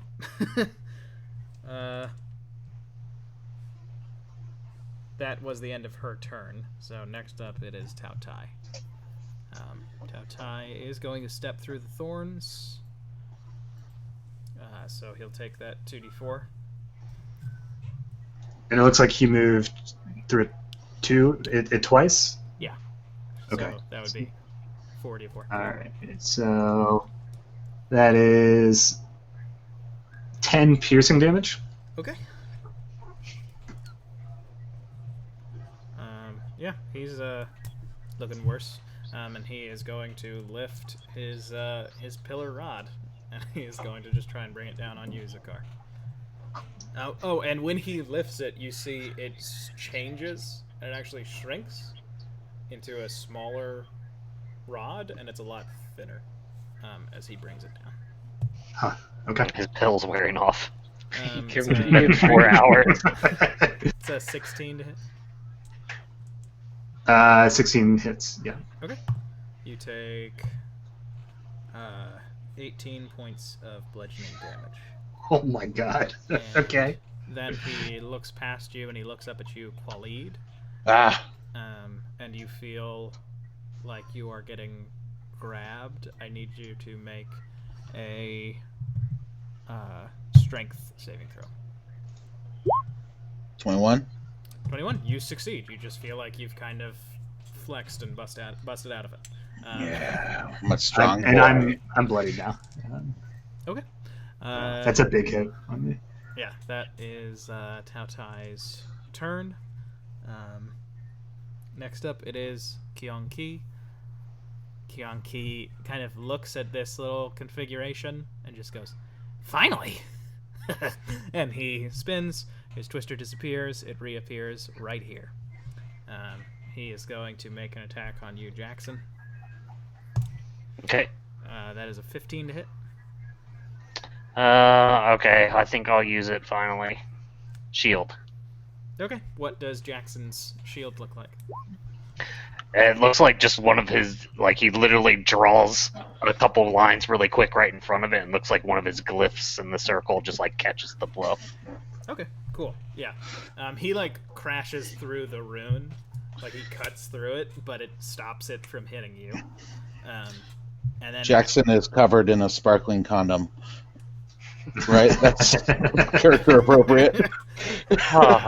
He wheels about and he slices at you. I wiggle in it. It's a 24 to hit. Oof. Yeah, that's gonna hit shield and Oh, no, mage that's, armor and all. Zakar, not you. Oh, sorry. Sorry, what was that, Ben? 24. 24 to hit? Yep. Yeah, that hits. Okay, you take 9 points of slashing damage and 1 point of fire damage. I am down. Okay. Zakar goes down. Next up, it is Jackson. It's your turn. This is bad. This is very bad. Not a great spot. I will,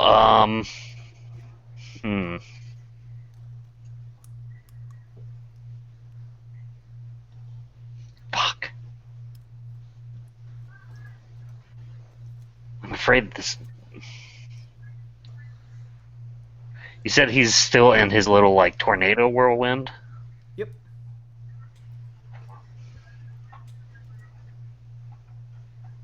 Hmm.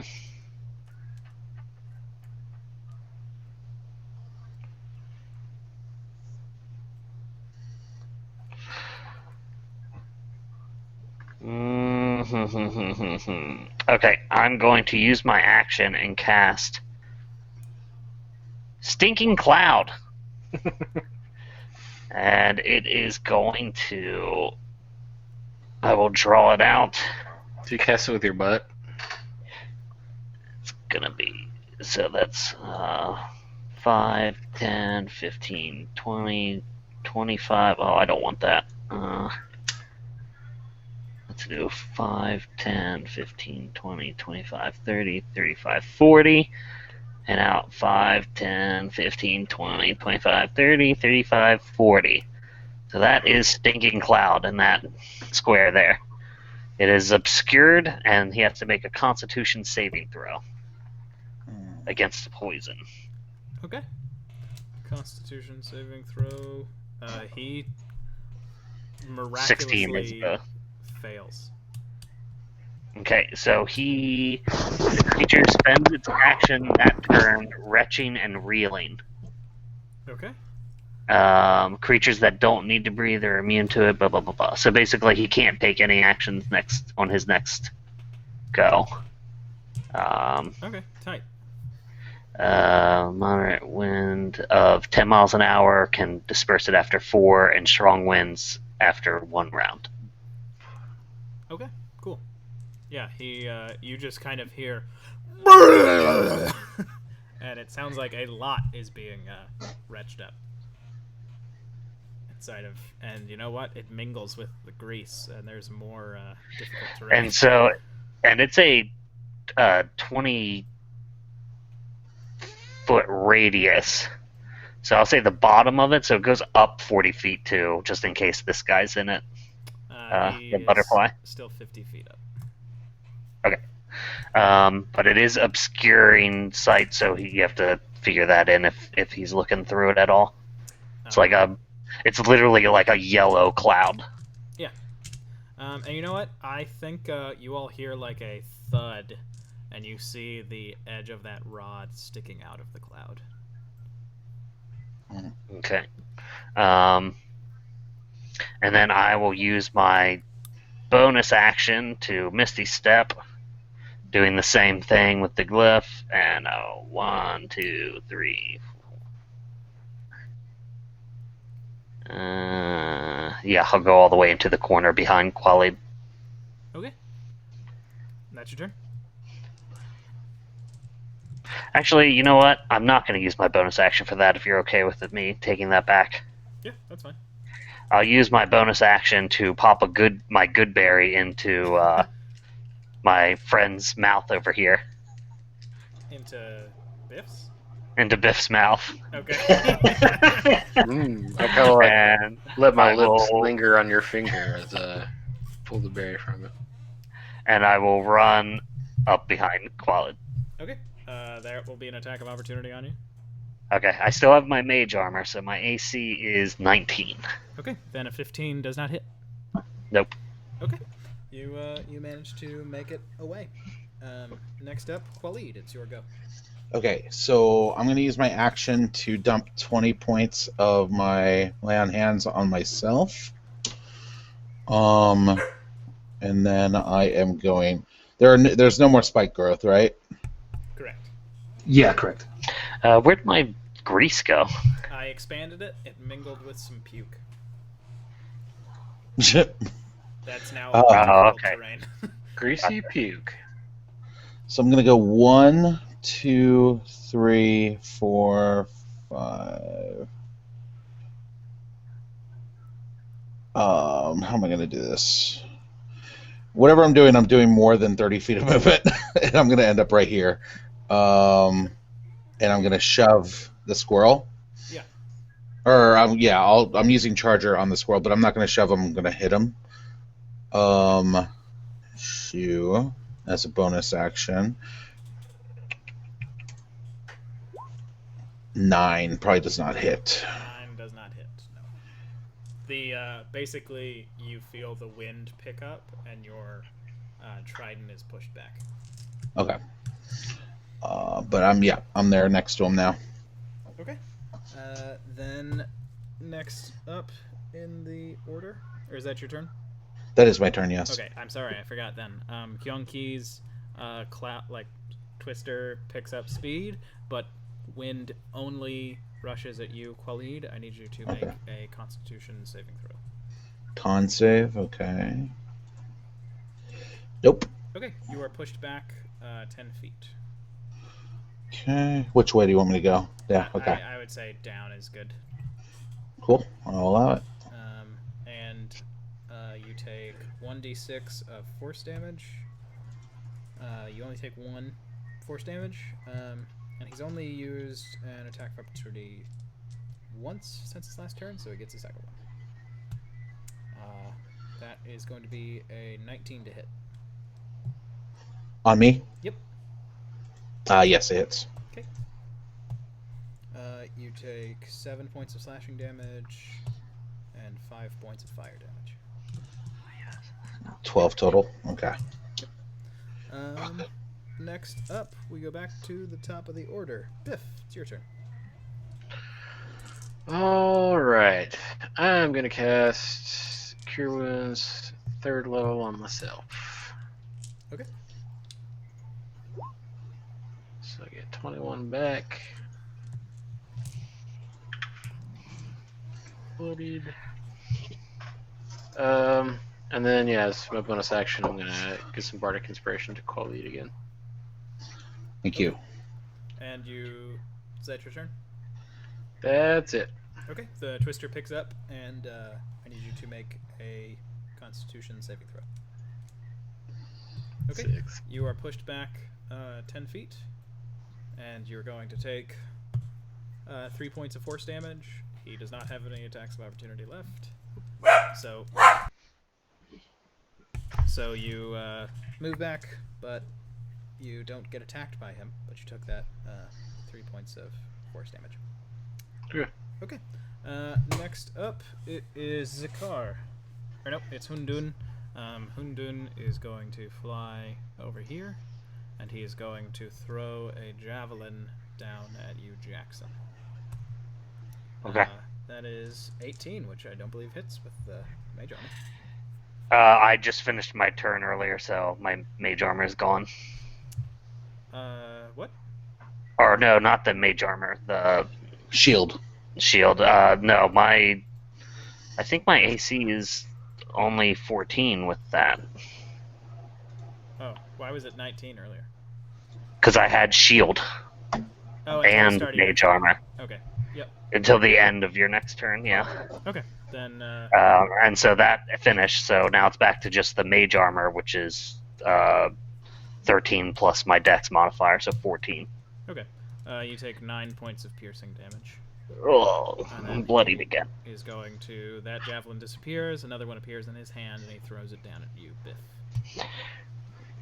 It's only a 11 to hit. Yeah, we'll do it. Okay. Then that is Hundun's turn. Whew. Now, Zakar, it is your turn. All right, I'll make a death saving throw. Oh, 10. You that's did a it. success. Close. By the That was his close. teeth, Zakar succeeds. Hey, can you make a Constitution saving throw? Can I make a Constitution saving throw? Yes, please. Okay. 18. Okay. That's good. Next up, it is Yu Yan's turn. And Yu Yan shouts, "Alright, fuck this!" and holds up her hand towards Hundun, and you see a small ember of flame erupts into a massive ball, almost the size of Jackson's sphere, and just hurtles up towards it. Nice. Fireball. Get that fireball. And he Oof. failed. So I think this might be curtains for Anti-Fireboy. Not quite curtains, but he goes past bloodied into pretty rough. As basically the ball hits him and then explodes, and when you see him, he has like singed butterfly wings with holes poking through. Nice. Yeah. And she goes, "Right." She looks down at Zakar and says, "Sorry there, love." And silvery mist covers her, and she appears next to Jackson. That is her turn. Next up, it will be Tao Tai, who's just going. Yeah. Wait. At the start of its turn. Okay. Mhm. Well, we'll say that is happening now. So he is just in there vomiting. His rod actually kind of rolls away from him. That's his turn. Then we go all the way to Kyung-ki. Kyung-ki is going to disappear, reappear behind you, Qualid. Okay. That is a 25 to hit.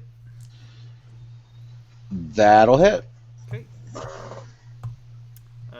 You take 10 points of slashing damage, 3 points of fire damage, and then he is going to attack you with his other sickle. I'm a cutting words that one. Okay. Can you roll the die for it? Yep.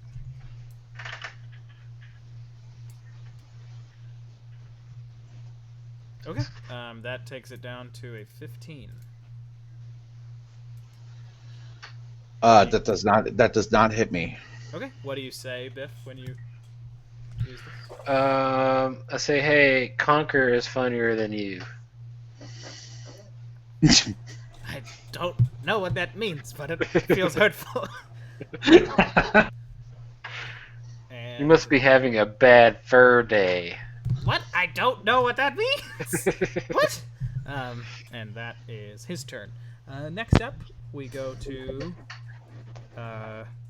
It is the turn of Jackson. And Jackson says, Biff, I've traversed both time and space with my mind's eye, and I have not heard of that reference either. It's an old story passed down by oral tradition in an ancient tribe in the lands that I'm from. Hey, Ben, what would be the distance between me and the flying guy right now? He is 50 feet up, so it would be 60. 16? Okay. Let me check. Something. Nope, not that one.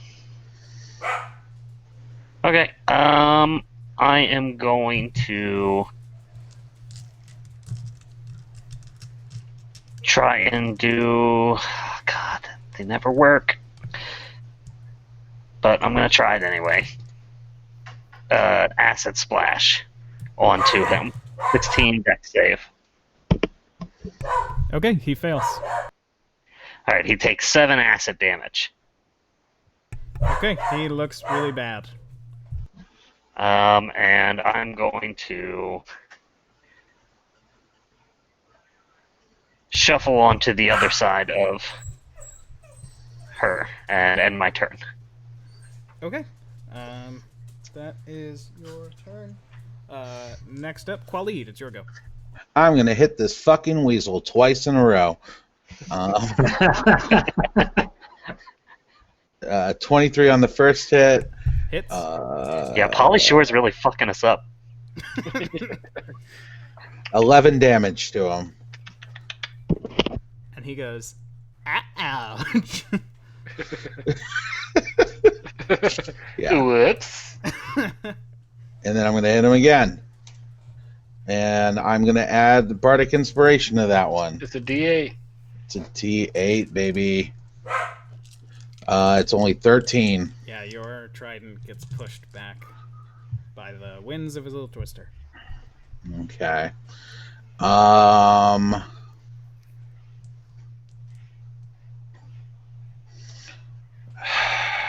was 2 attacks. Fuck, I can't get hit by him again. I'll bonus action Misty Step to... This is just like the battle of the Misty Step. So, I like so it. misty in this battlefield. That won't work. Alright. Misty Step back here. Okay. Sorry, Zakar, I wanted to save you. That's alright. Yeah, I mean, he succeeded. Next up, it is... Hey. Biff, it's your turn. See, don't worry. I've got him. I'm lower to Zakar. Encourage him up. Cast Cure Wounds at 2nd level.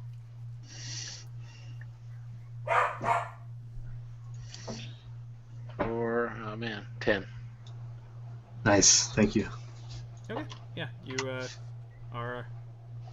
you feel breath in your veins again. In my veins. That's not Nice. good, Eric. Breath in your veins. You're gonna die. In your You're gonna have the lungs. bins, man. In your lungs. Yeah, I take a big heaping breath when you do that. Thanks, buddy. Yeah. Can I attempt to hide behind him as a bonus action? Or is that a full action? You're not a rogue, so you can't hide as a Well, no. As a halfling, I can attempt to hide even when you're secured only by a creature that is at least one size larger than you. But you. But it might be a only- full action. Since Only I'm not rogues can hide as a bonus action. Yeah. Okay, cool. Okay. Then next up, it is Hundun's turn. Hundun is going to drop another javelin, this time at Khalid. That is going to be 11 to hit. Nope. Okay, then he's going to turn and chuck one at Biff. from behind. I know Biff's AC. It does not hit. You feel like a bit of frustration, all of you, like, pulse around the battlefield. Next up, it is Zakar's turn. Yuyan shouts, "A moment! Let me help you out."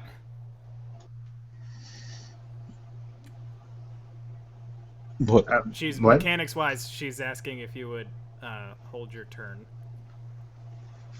Don't do it. Misty step.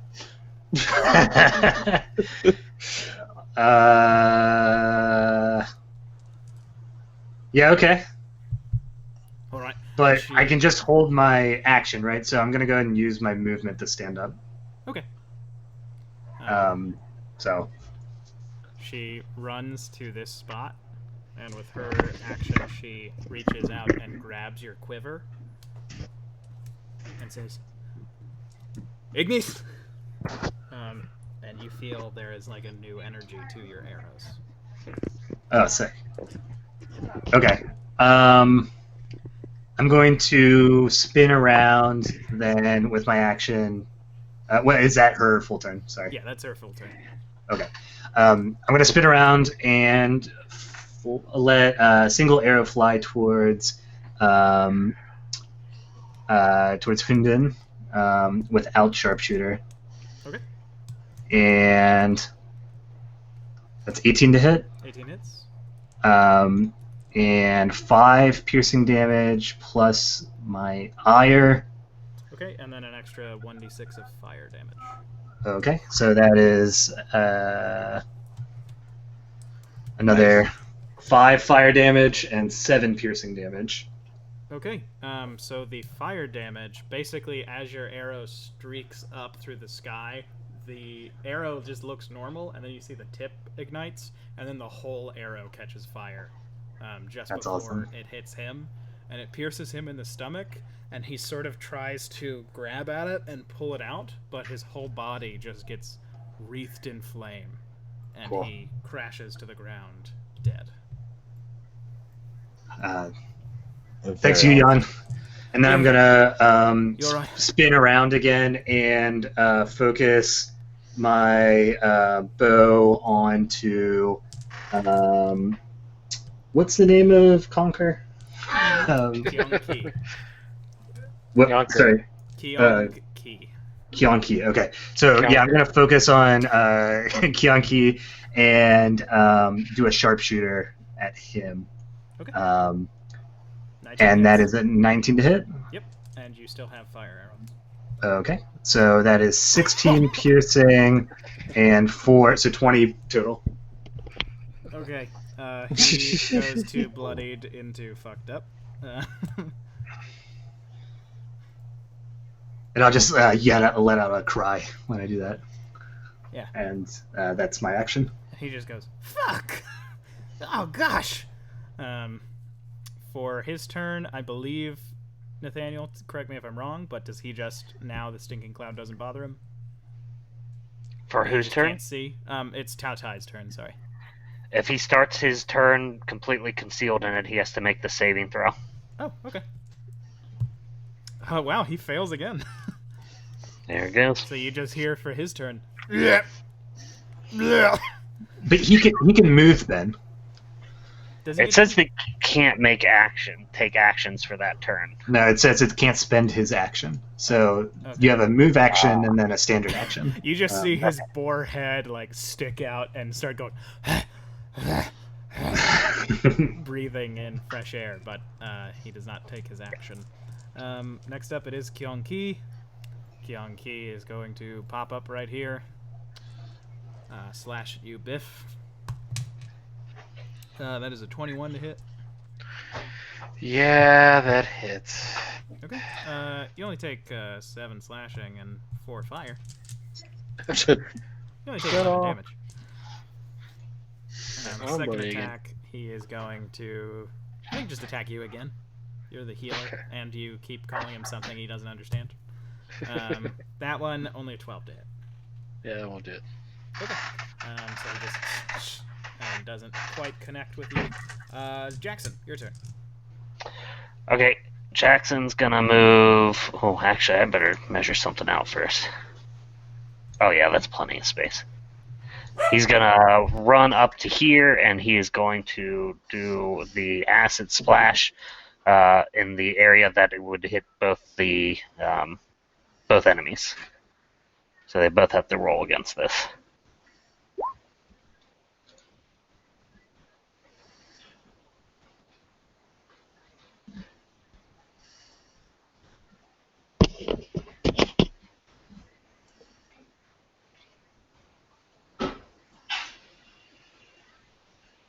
Were you able to hear that, Ben? Oh, sorry, I've been muted. So Kyung-ki, the little weasel in the tornado, he somehow doesn't succeed, but the boar basically sees it. He takes a deep breath, goes back into the cloud, lets the acid hit, and puts his head back out. Nice. Okay, so it's 6 to Kyung-ki, but nothing to the boar. Yeah. Okay. Let me think. For my bonus action, I'm going to snap my spider into this plane of existence, and it'll be on my shoulder for right now. Okay. Cool. All right. Nice. Next up in the order, it is Qualid. All right, I'm gonna run around in a circle here and come here. Oh, I lost myself. I'm sorry. Oh, no. But I'm right next to him right here. All right. You have to go and I fetch just your token. slung your token across the universe. And I'm gonna shove that dude back into the stink cloud. Okay. Well,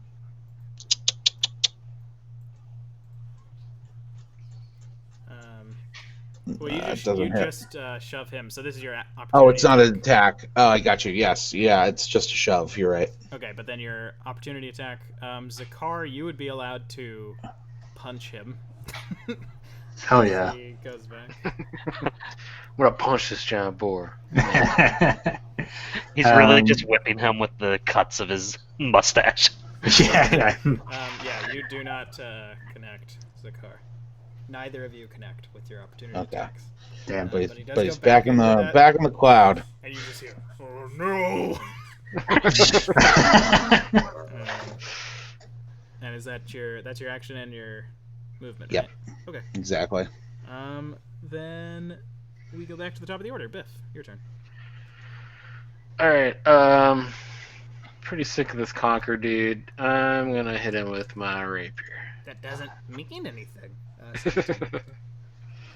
For 17. 17 hits. Finally, your other tool. Yeah, my other instrument. For 9 piercing damage. Nice. Yeah, he's still kicking, but he doesn't look good. Alright, Nice. that's all I'm gonna do. Okay, end of your turn? Yep. Okay, make a Constitution saving throw, please.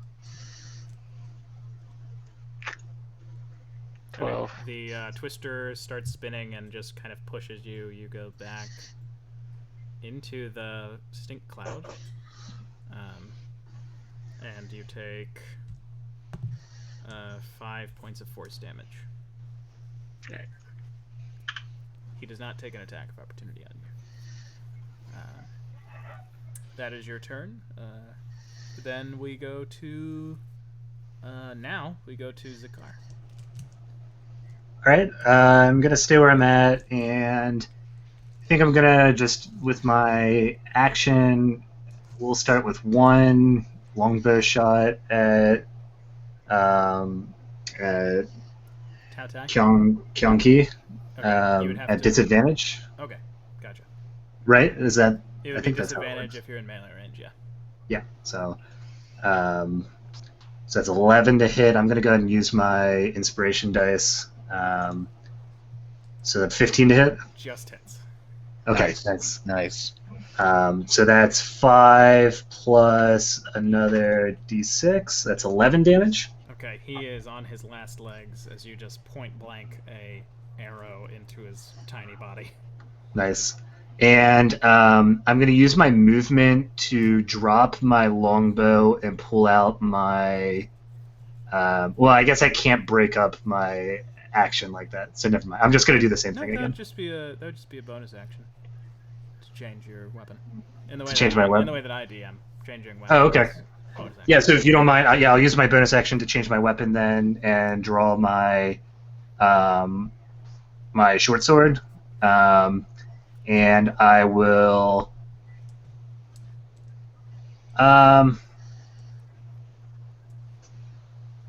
Yeah, just so I'm not at disadvantage. Yeah, I'm gonna strike with my short sword. So it's 20 to hit, Hits. and it is 10 piercing damage. You stab him, and he just goes, and the twister just stops, and you basically just have a weasel skewered on a short sword. Oh, and I throw him into the stink cloud. Okay, yeah, you just chuck him. Weason, you the hear as Jew- he Oos. gets thrown, he goes, and then he is no more. Okay, And that's my turn. sure.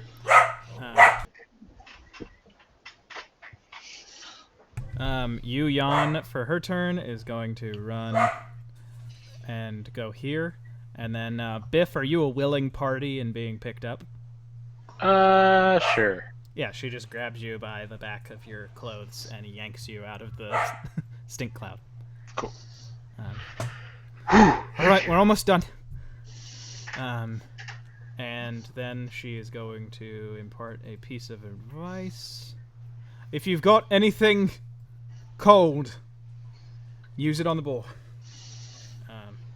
Next up, it is Could have used that 10 gallons of purified water. Tao Tai's turn. Tao Tai, let's see if he can... Tao Tai finally succeeds on that Constitution saving throw. Damn it. Comes here. That is the grease box's slower terrain, just in case. Alright, and he doesn't He has succeed. to He do a goes dex prone. Not this guy's day. He just gets there and he just slides. And he would have gone prone as soon as he moved into it, I guess, then, right? Yep, so let me put him... Boom. Yeah, he just falls over prone. And that's his turn. Okay, Jackson, you're next. I'm gonna let my dog outside. He really wants to go. Okay.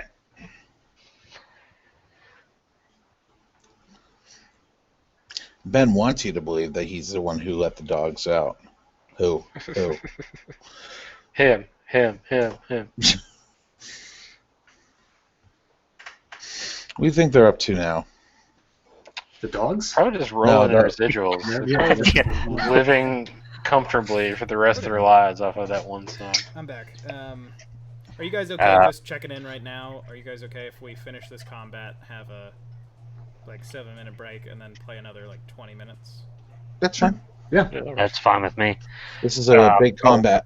Before I move, Jackson's going to assume where he thinks the board just fell down. He thought he heard it, and he's going to use his bonus action to pick up his spider off of his shoulder and just slide it across all of this vomit and grease in front of him until it gets somewhere within 10 feet of the boar, and going to have his spider cast what's it called? Maybe if I was scared to click it, poison spray at the boar. Okay. In his weakened state, he does not make the save, so he takes 8 points of damage. Okay, and Jackson's gonna move here Okay. and end his turn. That is Jackson's turn. Next up, it is Khalid. All right, baby. I'm coming up here, right to that spot. I am going to...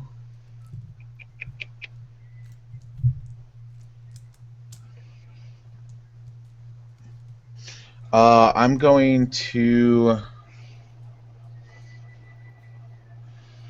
No, I'm not. I'll just hit it twice.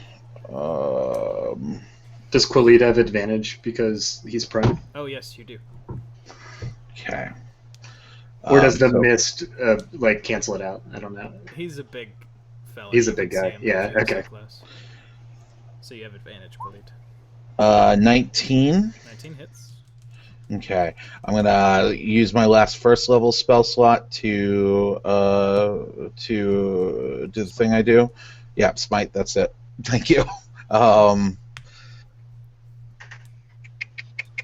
So damage 10 plus 2d8. 18 damage. Okay. And then I'll hit him again. He is bloodied. 15 Okay. hits. Okay.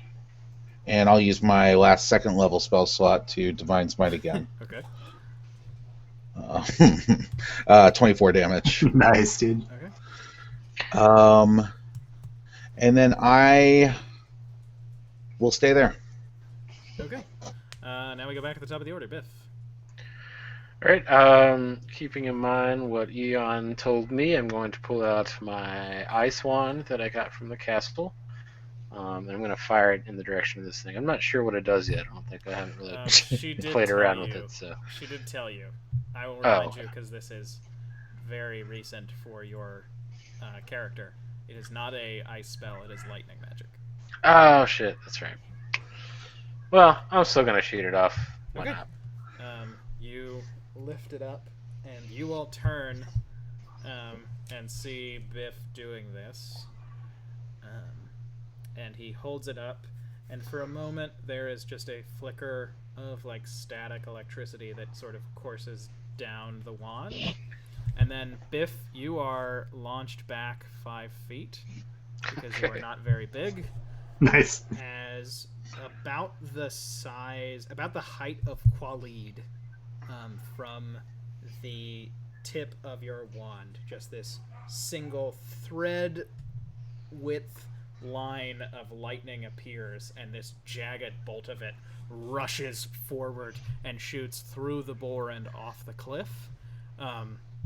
All of this fog cloud being swept away. But I need you. Or would it ignite since it's noxious gas?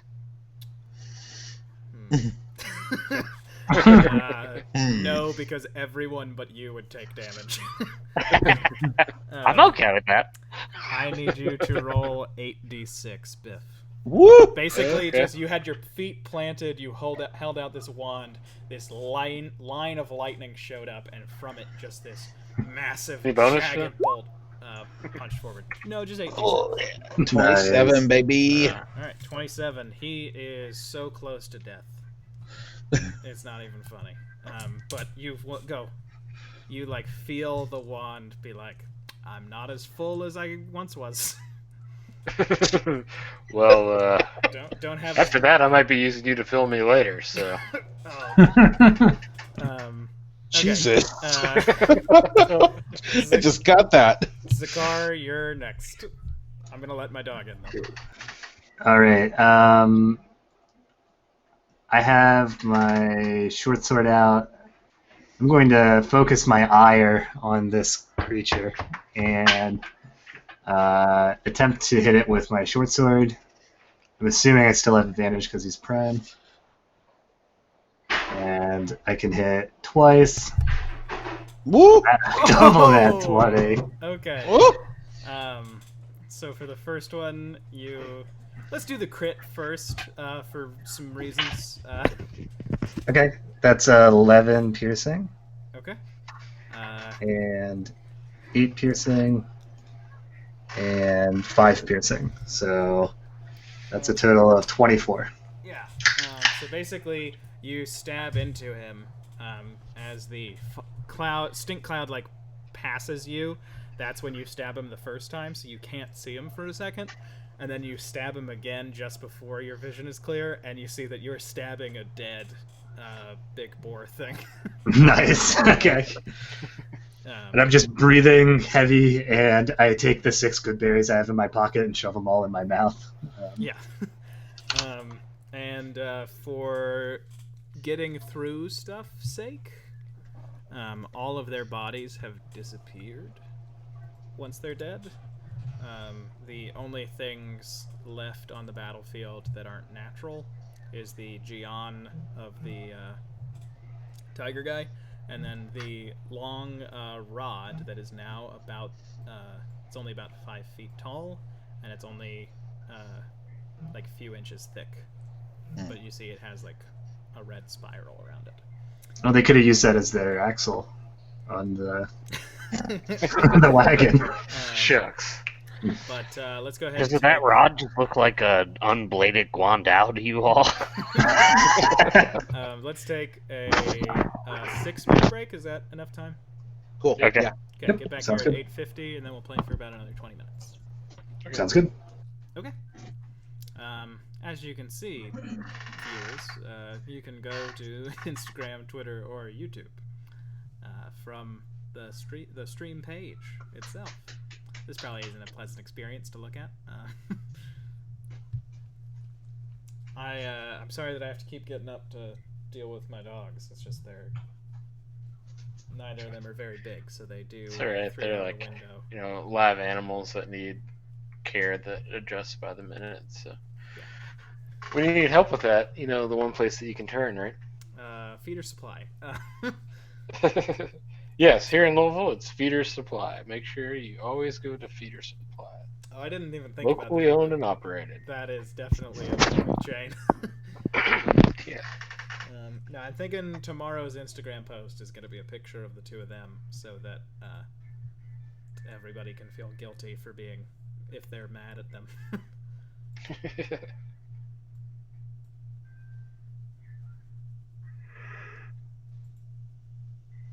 All right. No, those the 4 perils are based on. There are things that are called the 4 perils.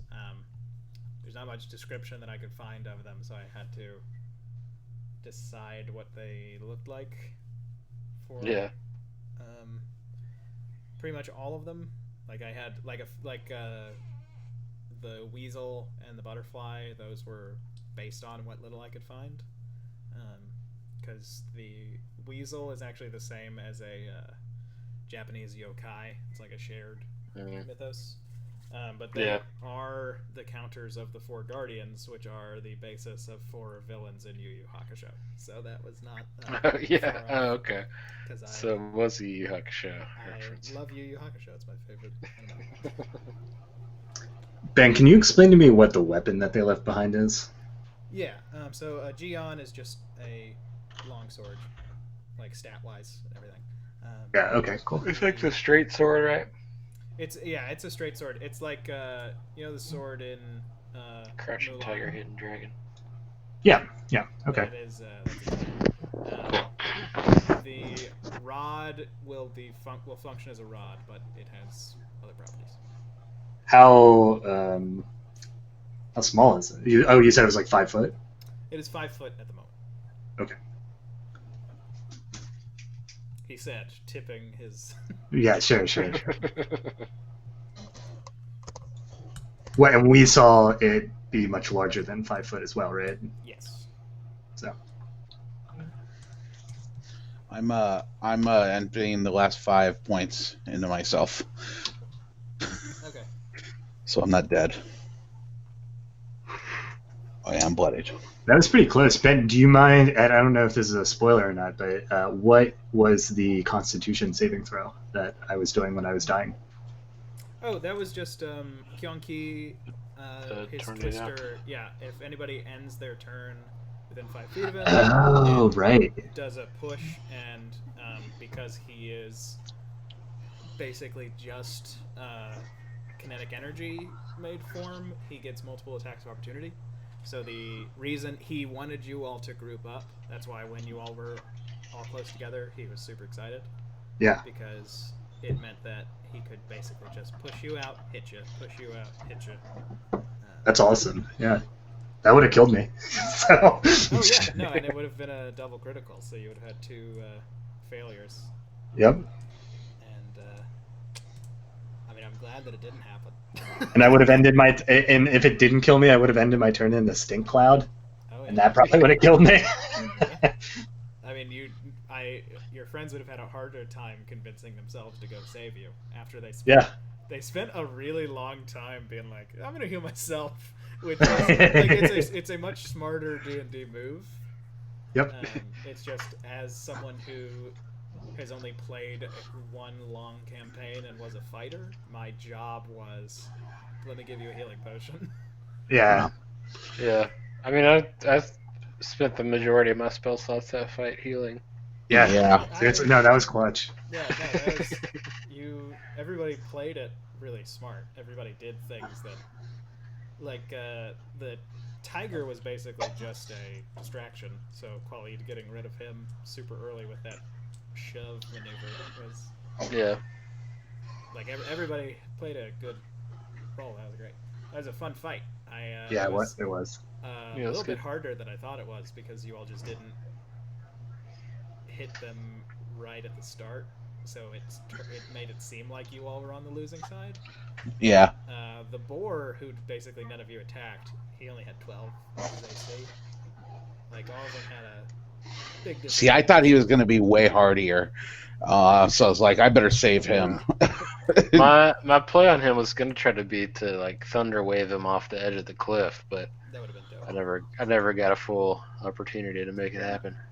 No, How low did everyone get? I got down was to 2.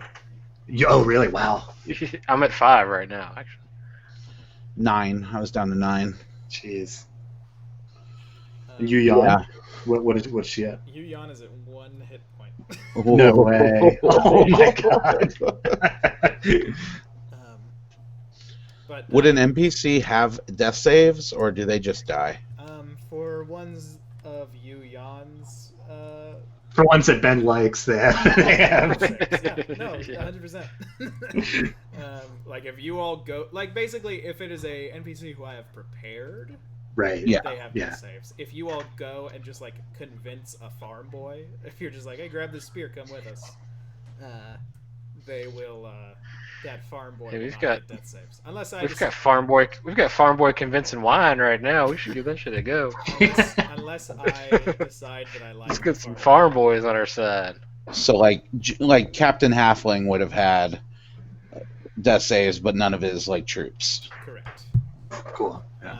And the thing that lets you kill Tao Wu, Qualid, because it happened just before you did that 2 attacks, both with Smite. His resistance is radiant, but Hundun took it from him and gave it to himself. So, That's sick. Yeah. And The guy sucks. It was literally because I was like, okay, he is going to probably go down at the end of the fight, so he can pick up on holy men. He's gonna be like, nah, you know what? Fuck this. I want to be protected. That's the fun of villain squads. Is they're all just that's like, true. fuck you, I'm getting mine. Yeah. Yeah. That was a scary group. That was fun. That's cool. Yeah. Yeah, that was a good fight. All right, and we're back in it with Yuyan going. Right, fuck. Oh god. That was horrible. That was awful. Anyway, I'm bleeding out my nose and my ears. It's not a pleasant sight over here. Jackson's gonna use his action to get rid of the, what's it called? stink cloud. Not the stink cloud, that's already dissipated. The grease.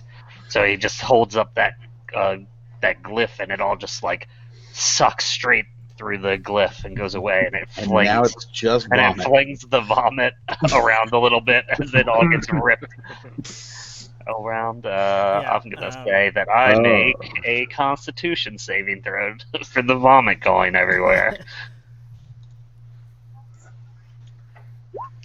And he's like, and he throws up in his mouth a little bit and spits it out. And he's like, oh, adventuring is a disgusting business, isn't it? It truly is. Let me sit down for a minute. Yeah, I think it's probably best maybe we camp out here for the night. Maybe a little further away from the vomit. Well, we're We're only about an hour away. We Well, want to sleep in a bed. I don't really feel comfortable leaving this shrine like this. Yeah, I was gonna say I kind of want to rebuild this shrine. I agree. I don't think it's the time. Let me do something here for a minute. And she kind of goes off and like sits down, and you see her take out an alchemy kit. But you all can talk while she's working. That's not a problem. Can we short rest while she's doing that? Yeah, I guess It's only going to take her 2 minutes. Okay. But if you want to take a short rest here, that would be fine. Yeah, I would say I want to do that just to get hit points back. I'll place on rest. And I'm gonna go ahead and cast Goodberries and hand them out. So that's 2 for everyone. Yeah, just Okay. I'll go ahead and eat my good berries. Well, actually, no, I won't. I'll save them. yeah, they last for 24 hours, so Okay. we'll have them. 18. Do we add that D8 to our healing if we take hit dice? Yes. Zach? Okay. Yeah.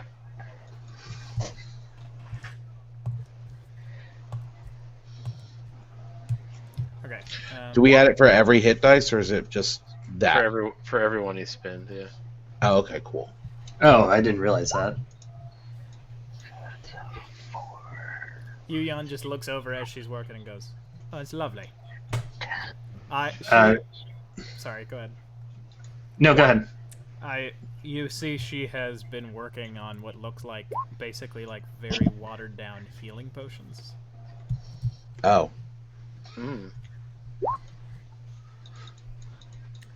And she will get up at the end of the rest once everybody's done healing and say, "Right, who's the most fucked up then?" I'm actually pretty good now. Yeah, I'm only -3. But, you know, we could always have these potions for the future. They only last a day, Oh. so Well, I'll drink one. But Yeah, you drink one. All right, and she just downs it. A single. I'm gonna pull out a bottle of the regular wine we got from the bar and take a swig and pass it over to her. Oh, thank you. She starts drinking very heavily and slumps down for the rest of the short rest. Everybody make a perception check. Okay. How long did her mage armor last? Or does it last? I believe it lasts for 8 hours, so you still have it up. Oh, nice. Okay, Jackson, once you make your perception check. Sorry, about to hit it. No worries. Okay. Khalid, at first, you're the only one who notices. Mm. But when you look over where the rocks used to be, around right here, there is very peaceful, very like a house cat looking at their friends. There is a big-ass white tiger. And it's just looking at you. Yuan. Yeah. Yuan. Yeah. Yuan, you said something about a white tiger earlier. Oh. Shit. There's one. Well, they're all seeing a giant white tiger. I'm on my hands and knees trying to fill up an empty vial with this vomit. Okay. Jesus. I think that you all notice it once Khalid points it out. I don't think we should move. And then you see beyond the white tiger, something sort of flies towards you from like behind his back, and dances in front of you in the air. It is a blue dragonfly. Whoa. Well, it's not quite a dragon, but that is close to another one. It's quite the fly. And from next to the shrine, Jackson, you actually notice it because it stops just at the edge of the vomit. There is a turtle. It's come up, sitting there. Turtle. And then from Stana Carvey. below the cliff, all of your attention is sort of torn away as you hear fall of this bird, and a giant flaming bird with a wingspan of about 20 feet rockets out of that river valley below you and just flies overhead. It's a Moltres. Keeps going. It looks like a cross between a falcon and a eagle. A Moltres. And Moltres has a longer neck. once you have watched it fly away, the other creatures were gone when you looked back. Oh my gosh. What were they? I think they were saying thank you. You could have said it with more money. I don't know if animals have money. Well, spirit ones probably do. That's true. I mean, dopes like you are giving these things money all the time. Where does it all go? I don't appreciate any of what you just said. I've never given an animal money, period. And I'm not a dope. Potato, you know what I mean. You're a little god thing. He's just gonna keep barking. My mom is here, so. My little god thing. I don't give money to Ashula Mastan. I give money to people who need it. Well, yeah, that's fair. Charity. You more redistribute wealth. I can appreciate that. That's something real. Okay, so this is all an attack on me. No, it's not an attack on you per se. I don't know. Sometimes it seems like a waste of perfectly good money. Is all I'm saying. Khalid's money went to charity too when he gave it to me. Yeah. The only thing I give to my god is the hearts of dark people. Okay, I guess that's fair.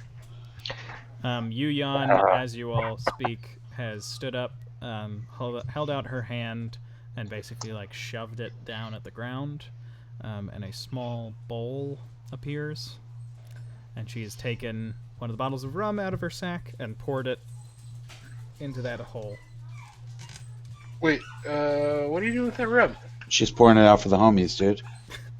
Oh. It's offering. And she kind of kneels in front of it and bows her head and says, I'll find the time to get you put back together. Sorry.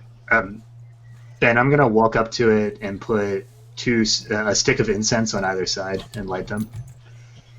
She looks up and gives you the softest smile you've seen, because she's a pretty rough and tumble character. But she looks up and just gives you a soft smile and says, thanks. She kind of stays there with her head bowed. Gets up. Right, we going? Yeah, what are we going to do with these? I hold up the rod and the sword. think You want them, Khalid? It's a bit big for me, so. What's the sword? The sword is functionally a long sword. No properties. It could have them. You would have to spend. You would okay. Well, we'll say that you could have spent some of your short rest figuring them out. The Gian would just be called Mage Killer.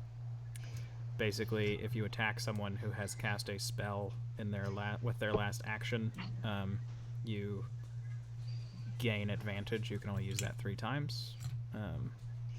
Then the rod is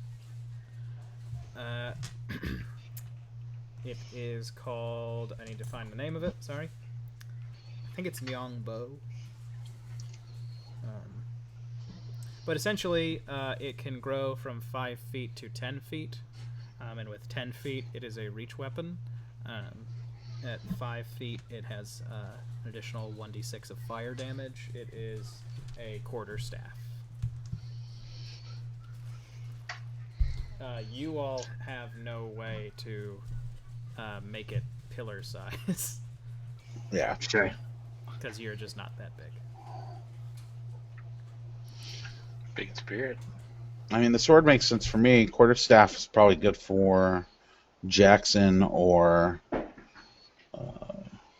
Biff? Yeah, Biff. Yeah, 10 feet's almost 5 times as big as me, so maybe let Jackson handle all that girth and length, you know. I'll do my best. All right. And I take the girth and length into my hands. Can I say, I've been wondering when the groups are going to meet each other and maybe mix some members for short periods of time. We'll be mixing members, that's for sure. Most of the groups I want to hold off so they could develop their own stuff together for a bit. I want to get Jackson and Biff away from each other. Before we dog down this entire side of the earth. Probably the horniest characters in the whole story. If they want to, take these words to action with each other, I would prefer that to them just keep changing every conversation. Not really. Then it's just time to finally convert. It's fun. Just don't introduce. Sorry, go ahead. I was just going to say it's time to finally convert the Book of Erotic Fantasy to 5th edition. What you say. That's right. No, I enjoy it. This is, it's a family show. It's a family someone's show. going to be rolling for anal circumference before this is all over. Yeah, instead, all D6s are going to be replaced with those 2 roleplay dice from The Simpsons, where it's an action and a body part. It's lick eyes. Yeah. Just don't introduce him to Sebastian because he says he's a feminist and it'll be really confusing to him. Okay, noted. You all finish your short rest with your 2 new weapons, and you can continue. Alright, yeah. Let's try to sleep in bed tonight, folks. That sounds good. You go to the house of her friend, house of Yuyan's friend. As you approach, you see there's like this nice little cottage that's architecture none of you recognize. Actually, everybody make a history check. Yeah, nat 20. Nice. 14. 18. Okay. 28. Whoa. Damn. You all actually recognize this is a house of Kiatoi construction.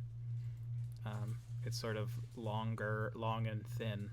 The Kiatoi being the sort of settled woodland people of the Wester Islands. And Yuyan basically walks forward and says, "Right, he's probably asleep. I think I'm gonna go in and see if he's willing to let you stay in there just for the night. So I'll be right back." And she runs forward and opens the gate. Doesn't seem like it's locked. Disappears inside. Comes back 5 minutes later. Yeah, it's all right. Just he's not gonna speak with us before we go to sleep. I'm tired. I want to go to sleep. I don't have time for introductions.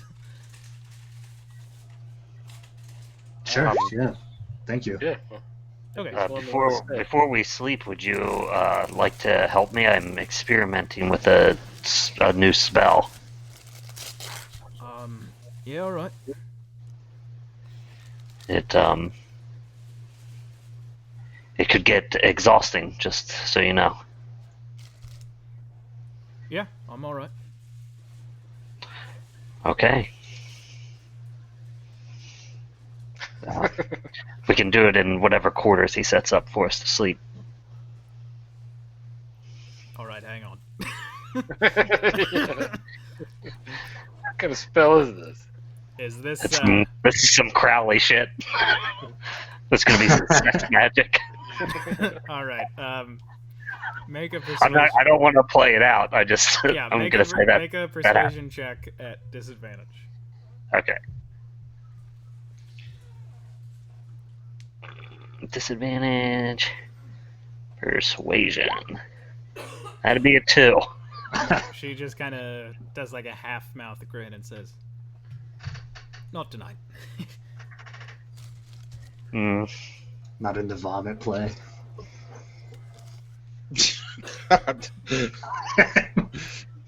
He is dejected. He looks down sad. All right, you all enter, and it is like a Spartan in terms of decoration, not like it's designed like it's ancient Sparta. But it's a longhouse, and there are basically like cubbies with a bed on each stretch. Like there's a kitchen on one side, and then there is just like a stretch, and there are several beds in like their own cubbies, and each of you can take that and take a long rest. Yep, I'm gonna finish that bottle of wine I opened earlier. Just kind of. Oh, maybe Biff will help me with this. Just gonna absentmindedly play my own instrument until I fall asleep. Okay. Can I sneak outside and sleep outside? Yeah, you can. But everybody gets a long rest. I mean, does Jackson approach Biff when he sees him drinking that bottle of wine? No, he doesn't. He's not gonna mess with it. I'm not gonna do this to you guys. Jesus. I would be fine with it. But he will create a Leoman's tiny hut, or just tiny hut. I mean, around his cot or whatever, and he will do this ritual in an attempt to learn this spell. He wants to try and learn Sleet Storm. Okay, cool. So you all take a long rest, and when you wake up, Yuyan is not inside. Like when you wake up in the morning. Well, I'm not too worried about her. She's her own person. She can do whatever she likes. Yeah. Maybe she's in the garden. Khalid is not there either. Not too worried about him. He's his own person. He can do I actually am worried about him. He might want to just fight somebody because he thinks their soul is rotten. Yeah. Hey, what are you, a fucking tree? Yeah, I'm gonna- 6 arms. I'm gonna go ahead and say my prayers then. But I'm not gonna sing them this morning because we're in like a stranger's home. I don't want to be loud. Okay. Yeah, I'll like step outside and kind of yawn and stretch and scratch my belly. Yeah, you see Yuyan is outside, and she seems like she is like kind of like just sewing a bit of like a long robe that's in the same style as the one that she's like she's worn different robes the 2 days that you've met her, but she's sewing the two. She's sewing something up. She's like patching up. I'll approach, be like, hey, what you working on there? Oh, just fixing something up.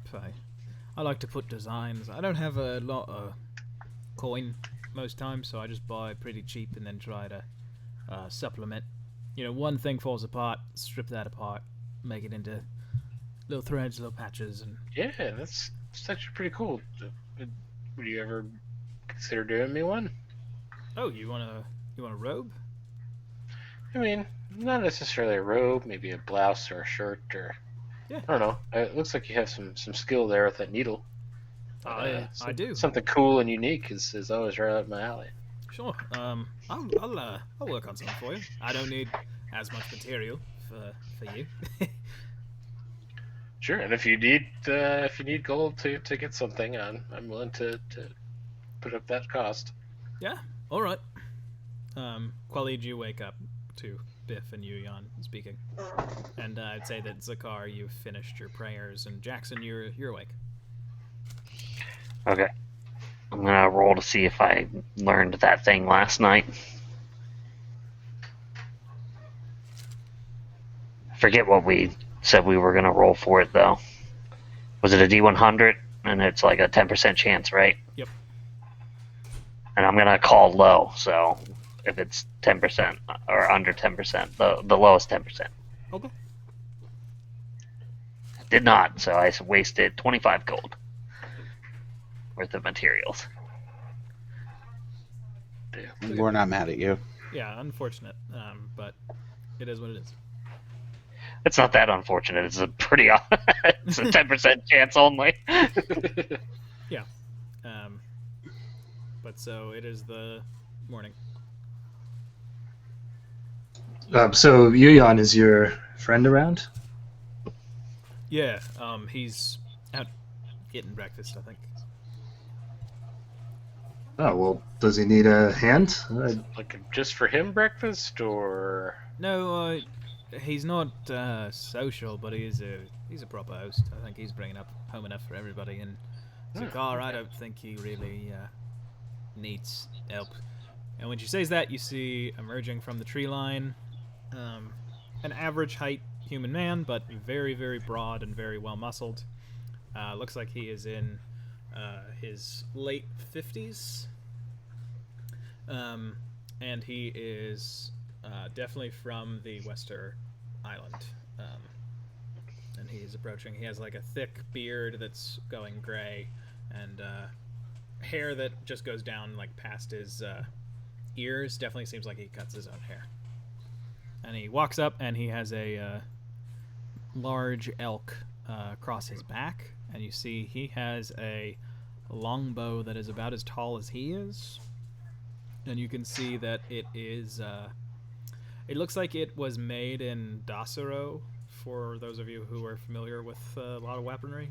Like, it is really, really long and really thin, but both of the ends of the bow are carved into the heads of dragons. And in the jaw, that's where it's been strung, is like through the mouth of those dragons. And he just walks up. Hail.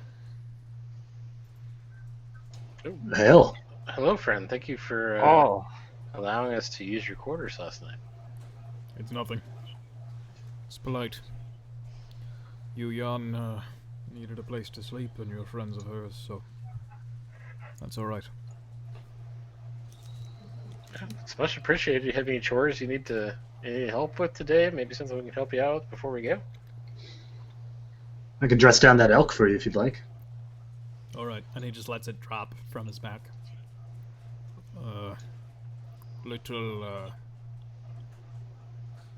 How do you refer to yourself? As Biff. Little Biff. There are vegetables in the garden that are ready to be plucked. Okay, well, I know, are they obviously ready to be plucked? I'm not super into growing stuff. How will I know which ones to pull? If you think they can be pulled, they can be pulled. Don't pull any you aren't sure on. It's very motivational. I appreciate that. I will be inside. He looks over his shoulder at Zakar. And he says,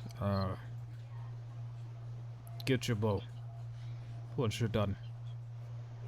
And then he goes inside. Sure. And I'm going to go ahead and start dressing down the elk. Sure. As he's doing that, I'm going to snip off a few tail hairs off of it and file off a bit of its hooves into a powder and put them in some little sackies. Yeah. Khalid, Biff joins you in the garden. I'm meditating. I didn't ask. I was just going to pick some vegetables. It's not a great meditation if you notice you just walk through a gate. I will say, now that there's two of you in the garden, it's like a really nice garden. Look, it's beautiful. He has flowers, but he also has a lot of vegetables. So can I tell what needs to be harvested here? Make a survival check. Actually, Ben, that garden is pretty impressive that you put it together like that. Yeah, dude. I did not make it. This was a... Oh, okay. This was a free asset. Gotcha. 17, yeah, there's cabbages and turnips that are ready to be pulled up. Alright. I grab as many as I can and make as few trips as I can to get them all plucked up and ready to go. Yeah. So when you go into the kitchen, he has been preparing what looks like a fruit salad. And he takes the vegetables from you and says, "Thank you. Got some cabbages and turnips for your fruit salad there, friend. I will not go in this." Oh, Zakar, can you make a survival check to see how well you dress the deer? Sure. It's loading. Yeah. I've dressed some elk in my day. Yeah. That's a dapper deer. You take that inside, and he looks at it, and he kind of raises his eyebrows and says, "That is impressive." Everybody loves a sharp-dressed stag. The wizard or the fellow meditating, tell them to cook. You and I are going to shoot. All right. And he Looks like a fine bow. takes you out here, and he says, "It's very fun. Yu Yan asked me to give it to you." Oh, well, why? She says you are going to face a dragon. That's why she came to me. I am the only... And he raises his hand and kind of flips it and says, "That I know of, I am the only living person who has killed a dragon." He, as he says that, after he drops his hand, he reaches to the quiver at his hip, pulls an arrow, and he basically pulls it back and just kind of waits, holding the bow up in the sky. And he just waits there with it.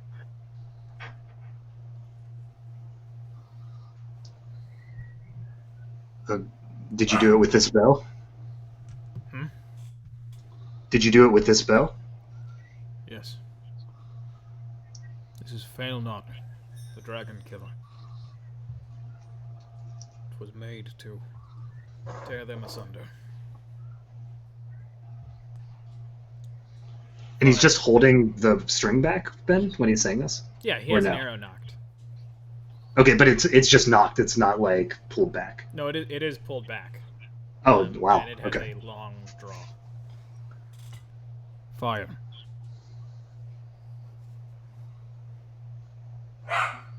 What? Sorry, Ben. What did you say? Fire. Oh, fire. Okay. Yeah, I'll pull out my bow and fire then. Okay. So you shoot up into the sky, and about a split second after you shoot, he looses, and your arrow flies up, and then you see your arrow get cut in two as his arrow tears through it. That was a good shot. Yeah, fine shot. Doesn't surprise me that you've killed a dragon. I meant yours. Oh. Well, thank you.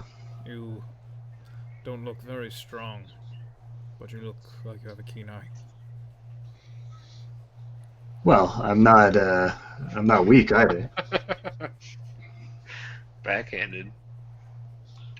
Give him the rod. I'm going to give you my bow. I ask that you don't. If you can avoid killing a dragon, do. They are terrifying. Being near one, I still wake with sweat dripping from my brow, thinking of the time I stood within shouting distance of it. But they're beautiful. There's nothing else like them. So if you can, and he shoves the bow into your chest. Only take a shot or two. But, and he shrugs and says, "You're not me. So, if you kill one, there'll just be two. Two dragon killers. And, Until it thinks you're ready, you're gonna have to prove yourself every time you shoot. Not every time, but every time you want to shoot. Now, come on. Let's eat. I'm going to say, wait. And I'm going to hand him my longbow. And I'll say, fire. And I'm going to draw his bow back. Sure. Can you make a wisdom saving throw? Yep. 11. You cannot fire. Yeah, so I think I'm holding it back, and you can see that my arm is starting to shake, and I just can't let go of the string. Yeah. And after maybe a minute like that, sweat is pouring down my face, and I let it lax again, and I say I couldn't shoot. Tomorrow, you'll try again.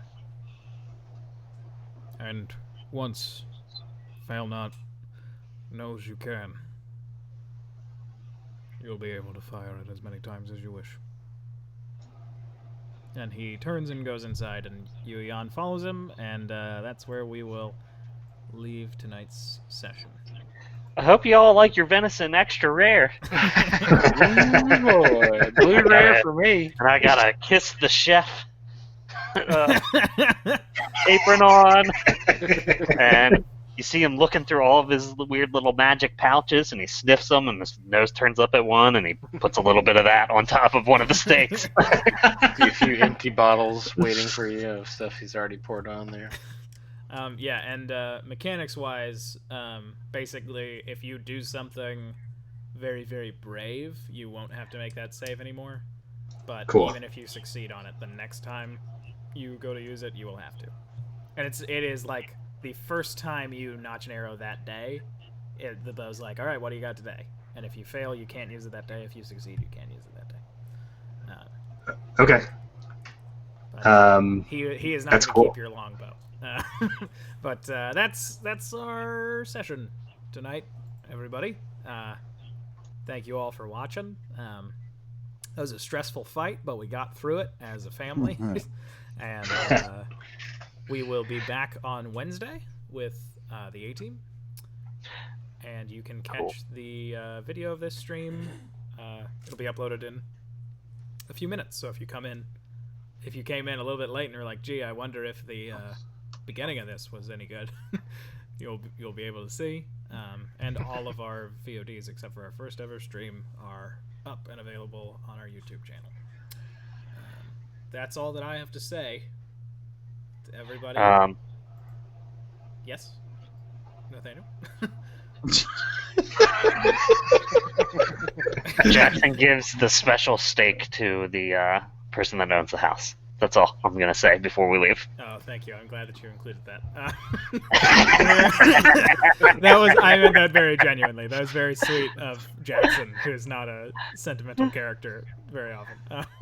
But that's all. Bye, everybody. No. Nope. Brian? Actually, Quality here is we go. choking a flower that looked at him evil. Brian? I walk into the kitchen and I say, "Jiangbo." All right.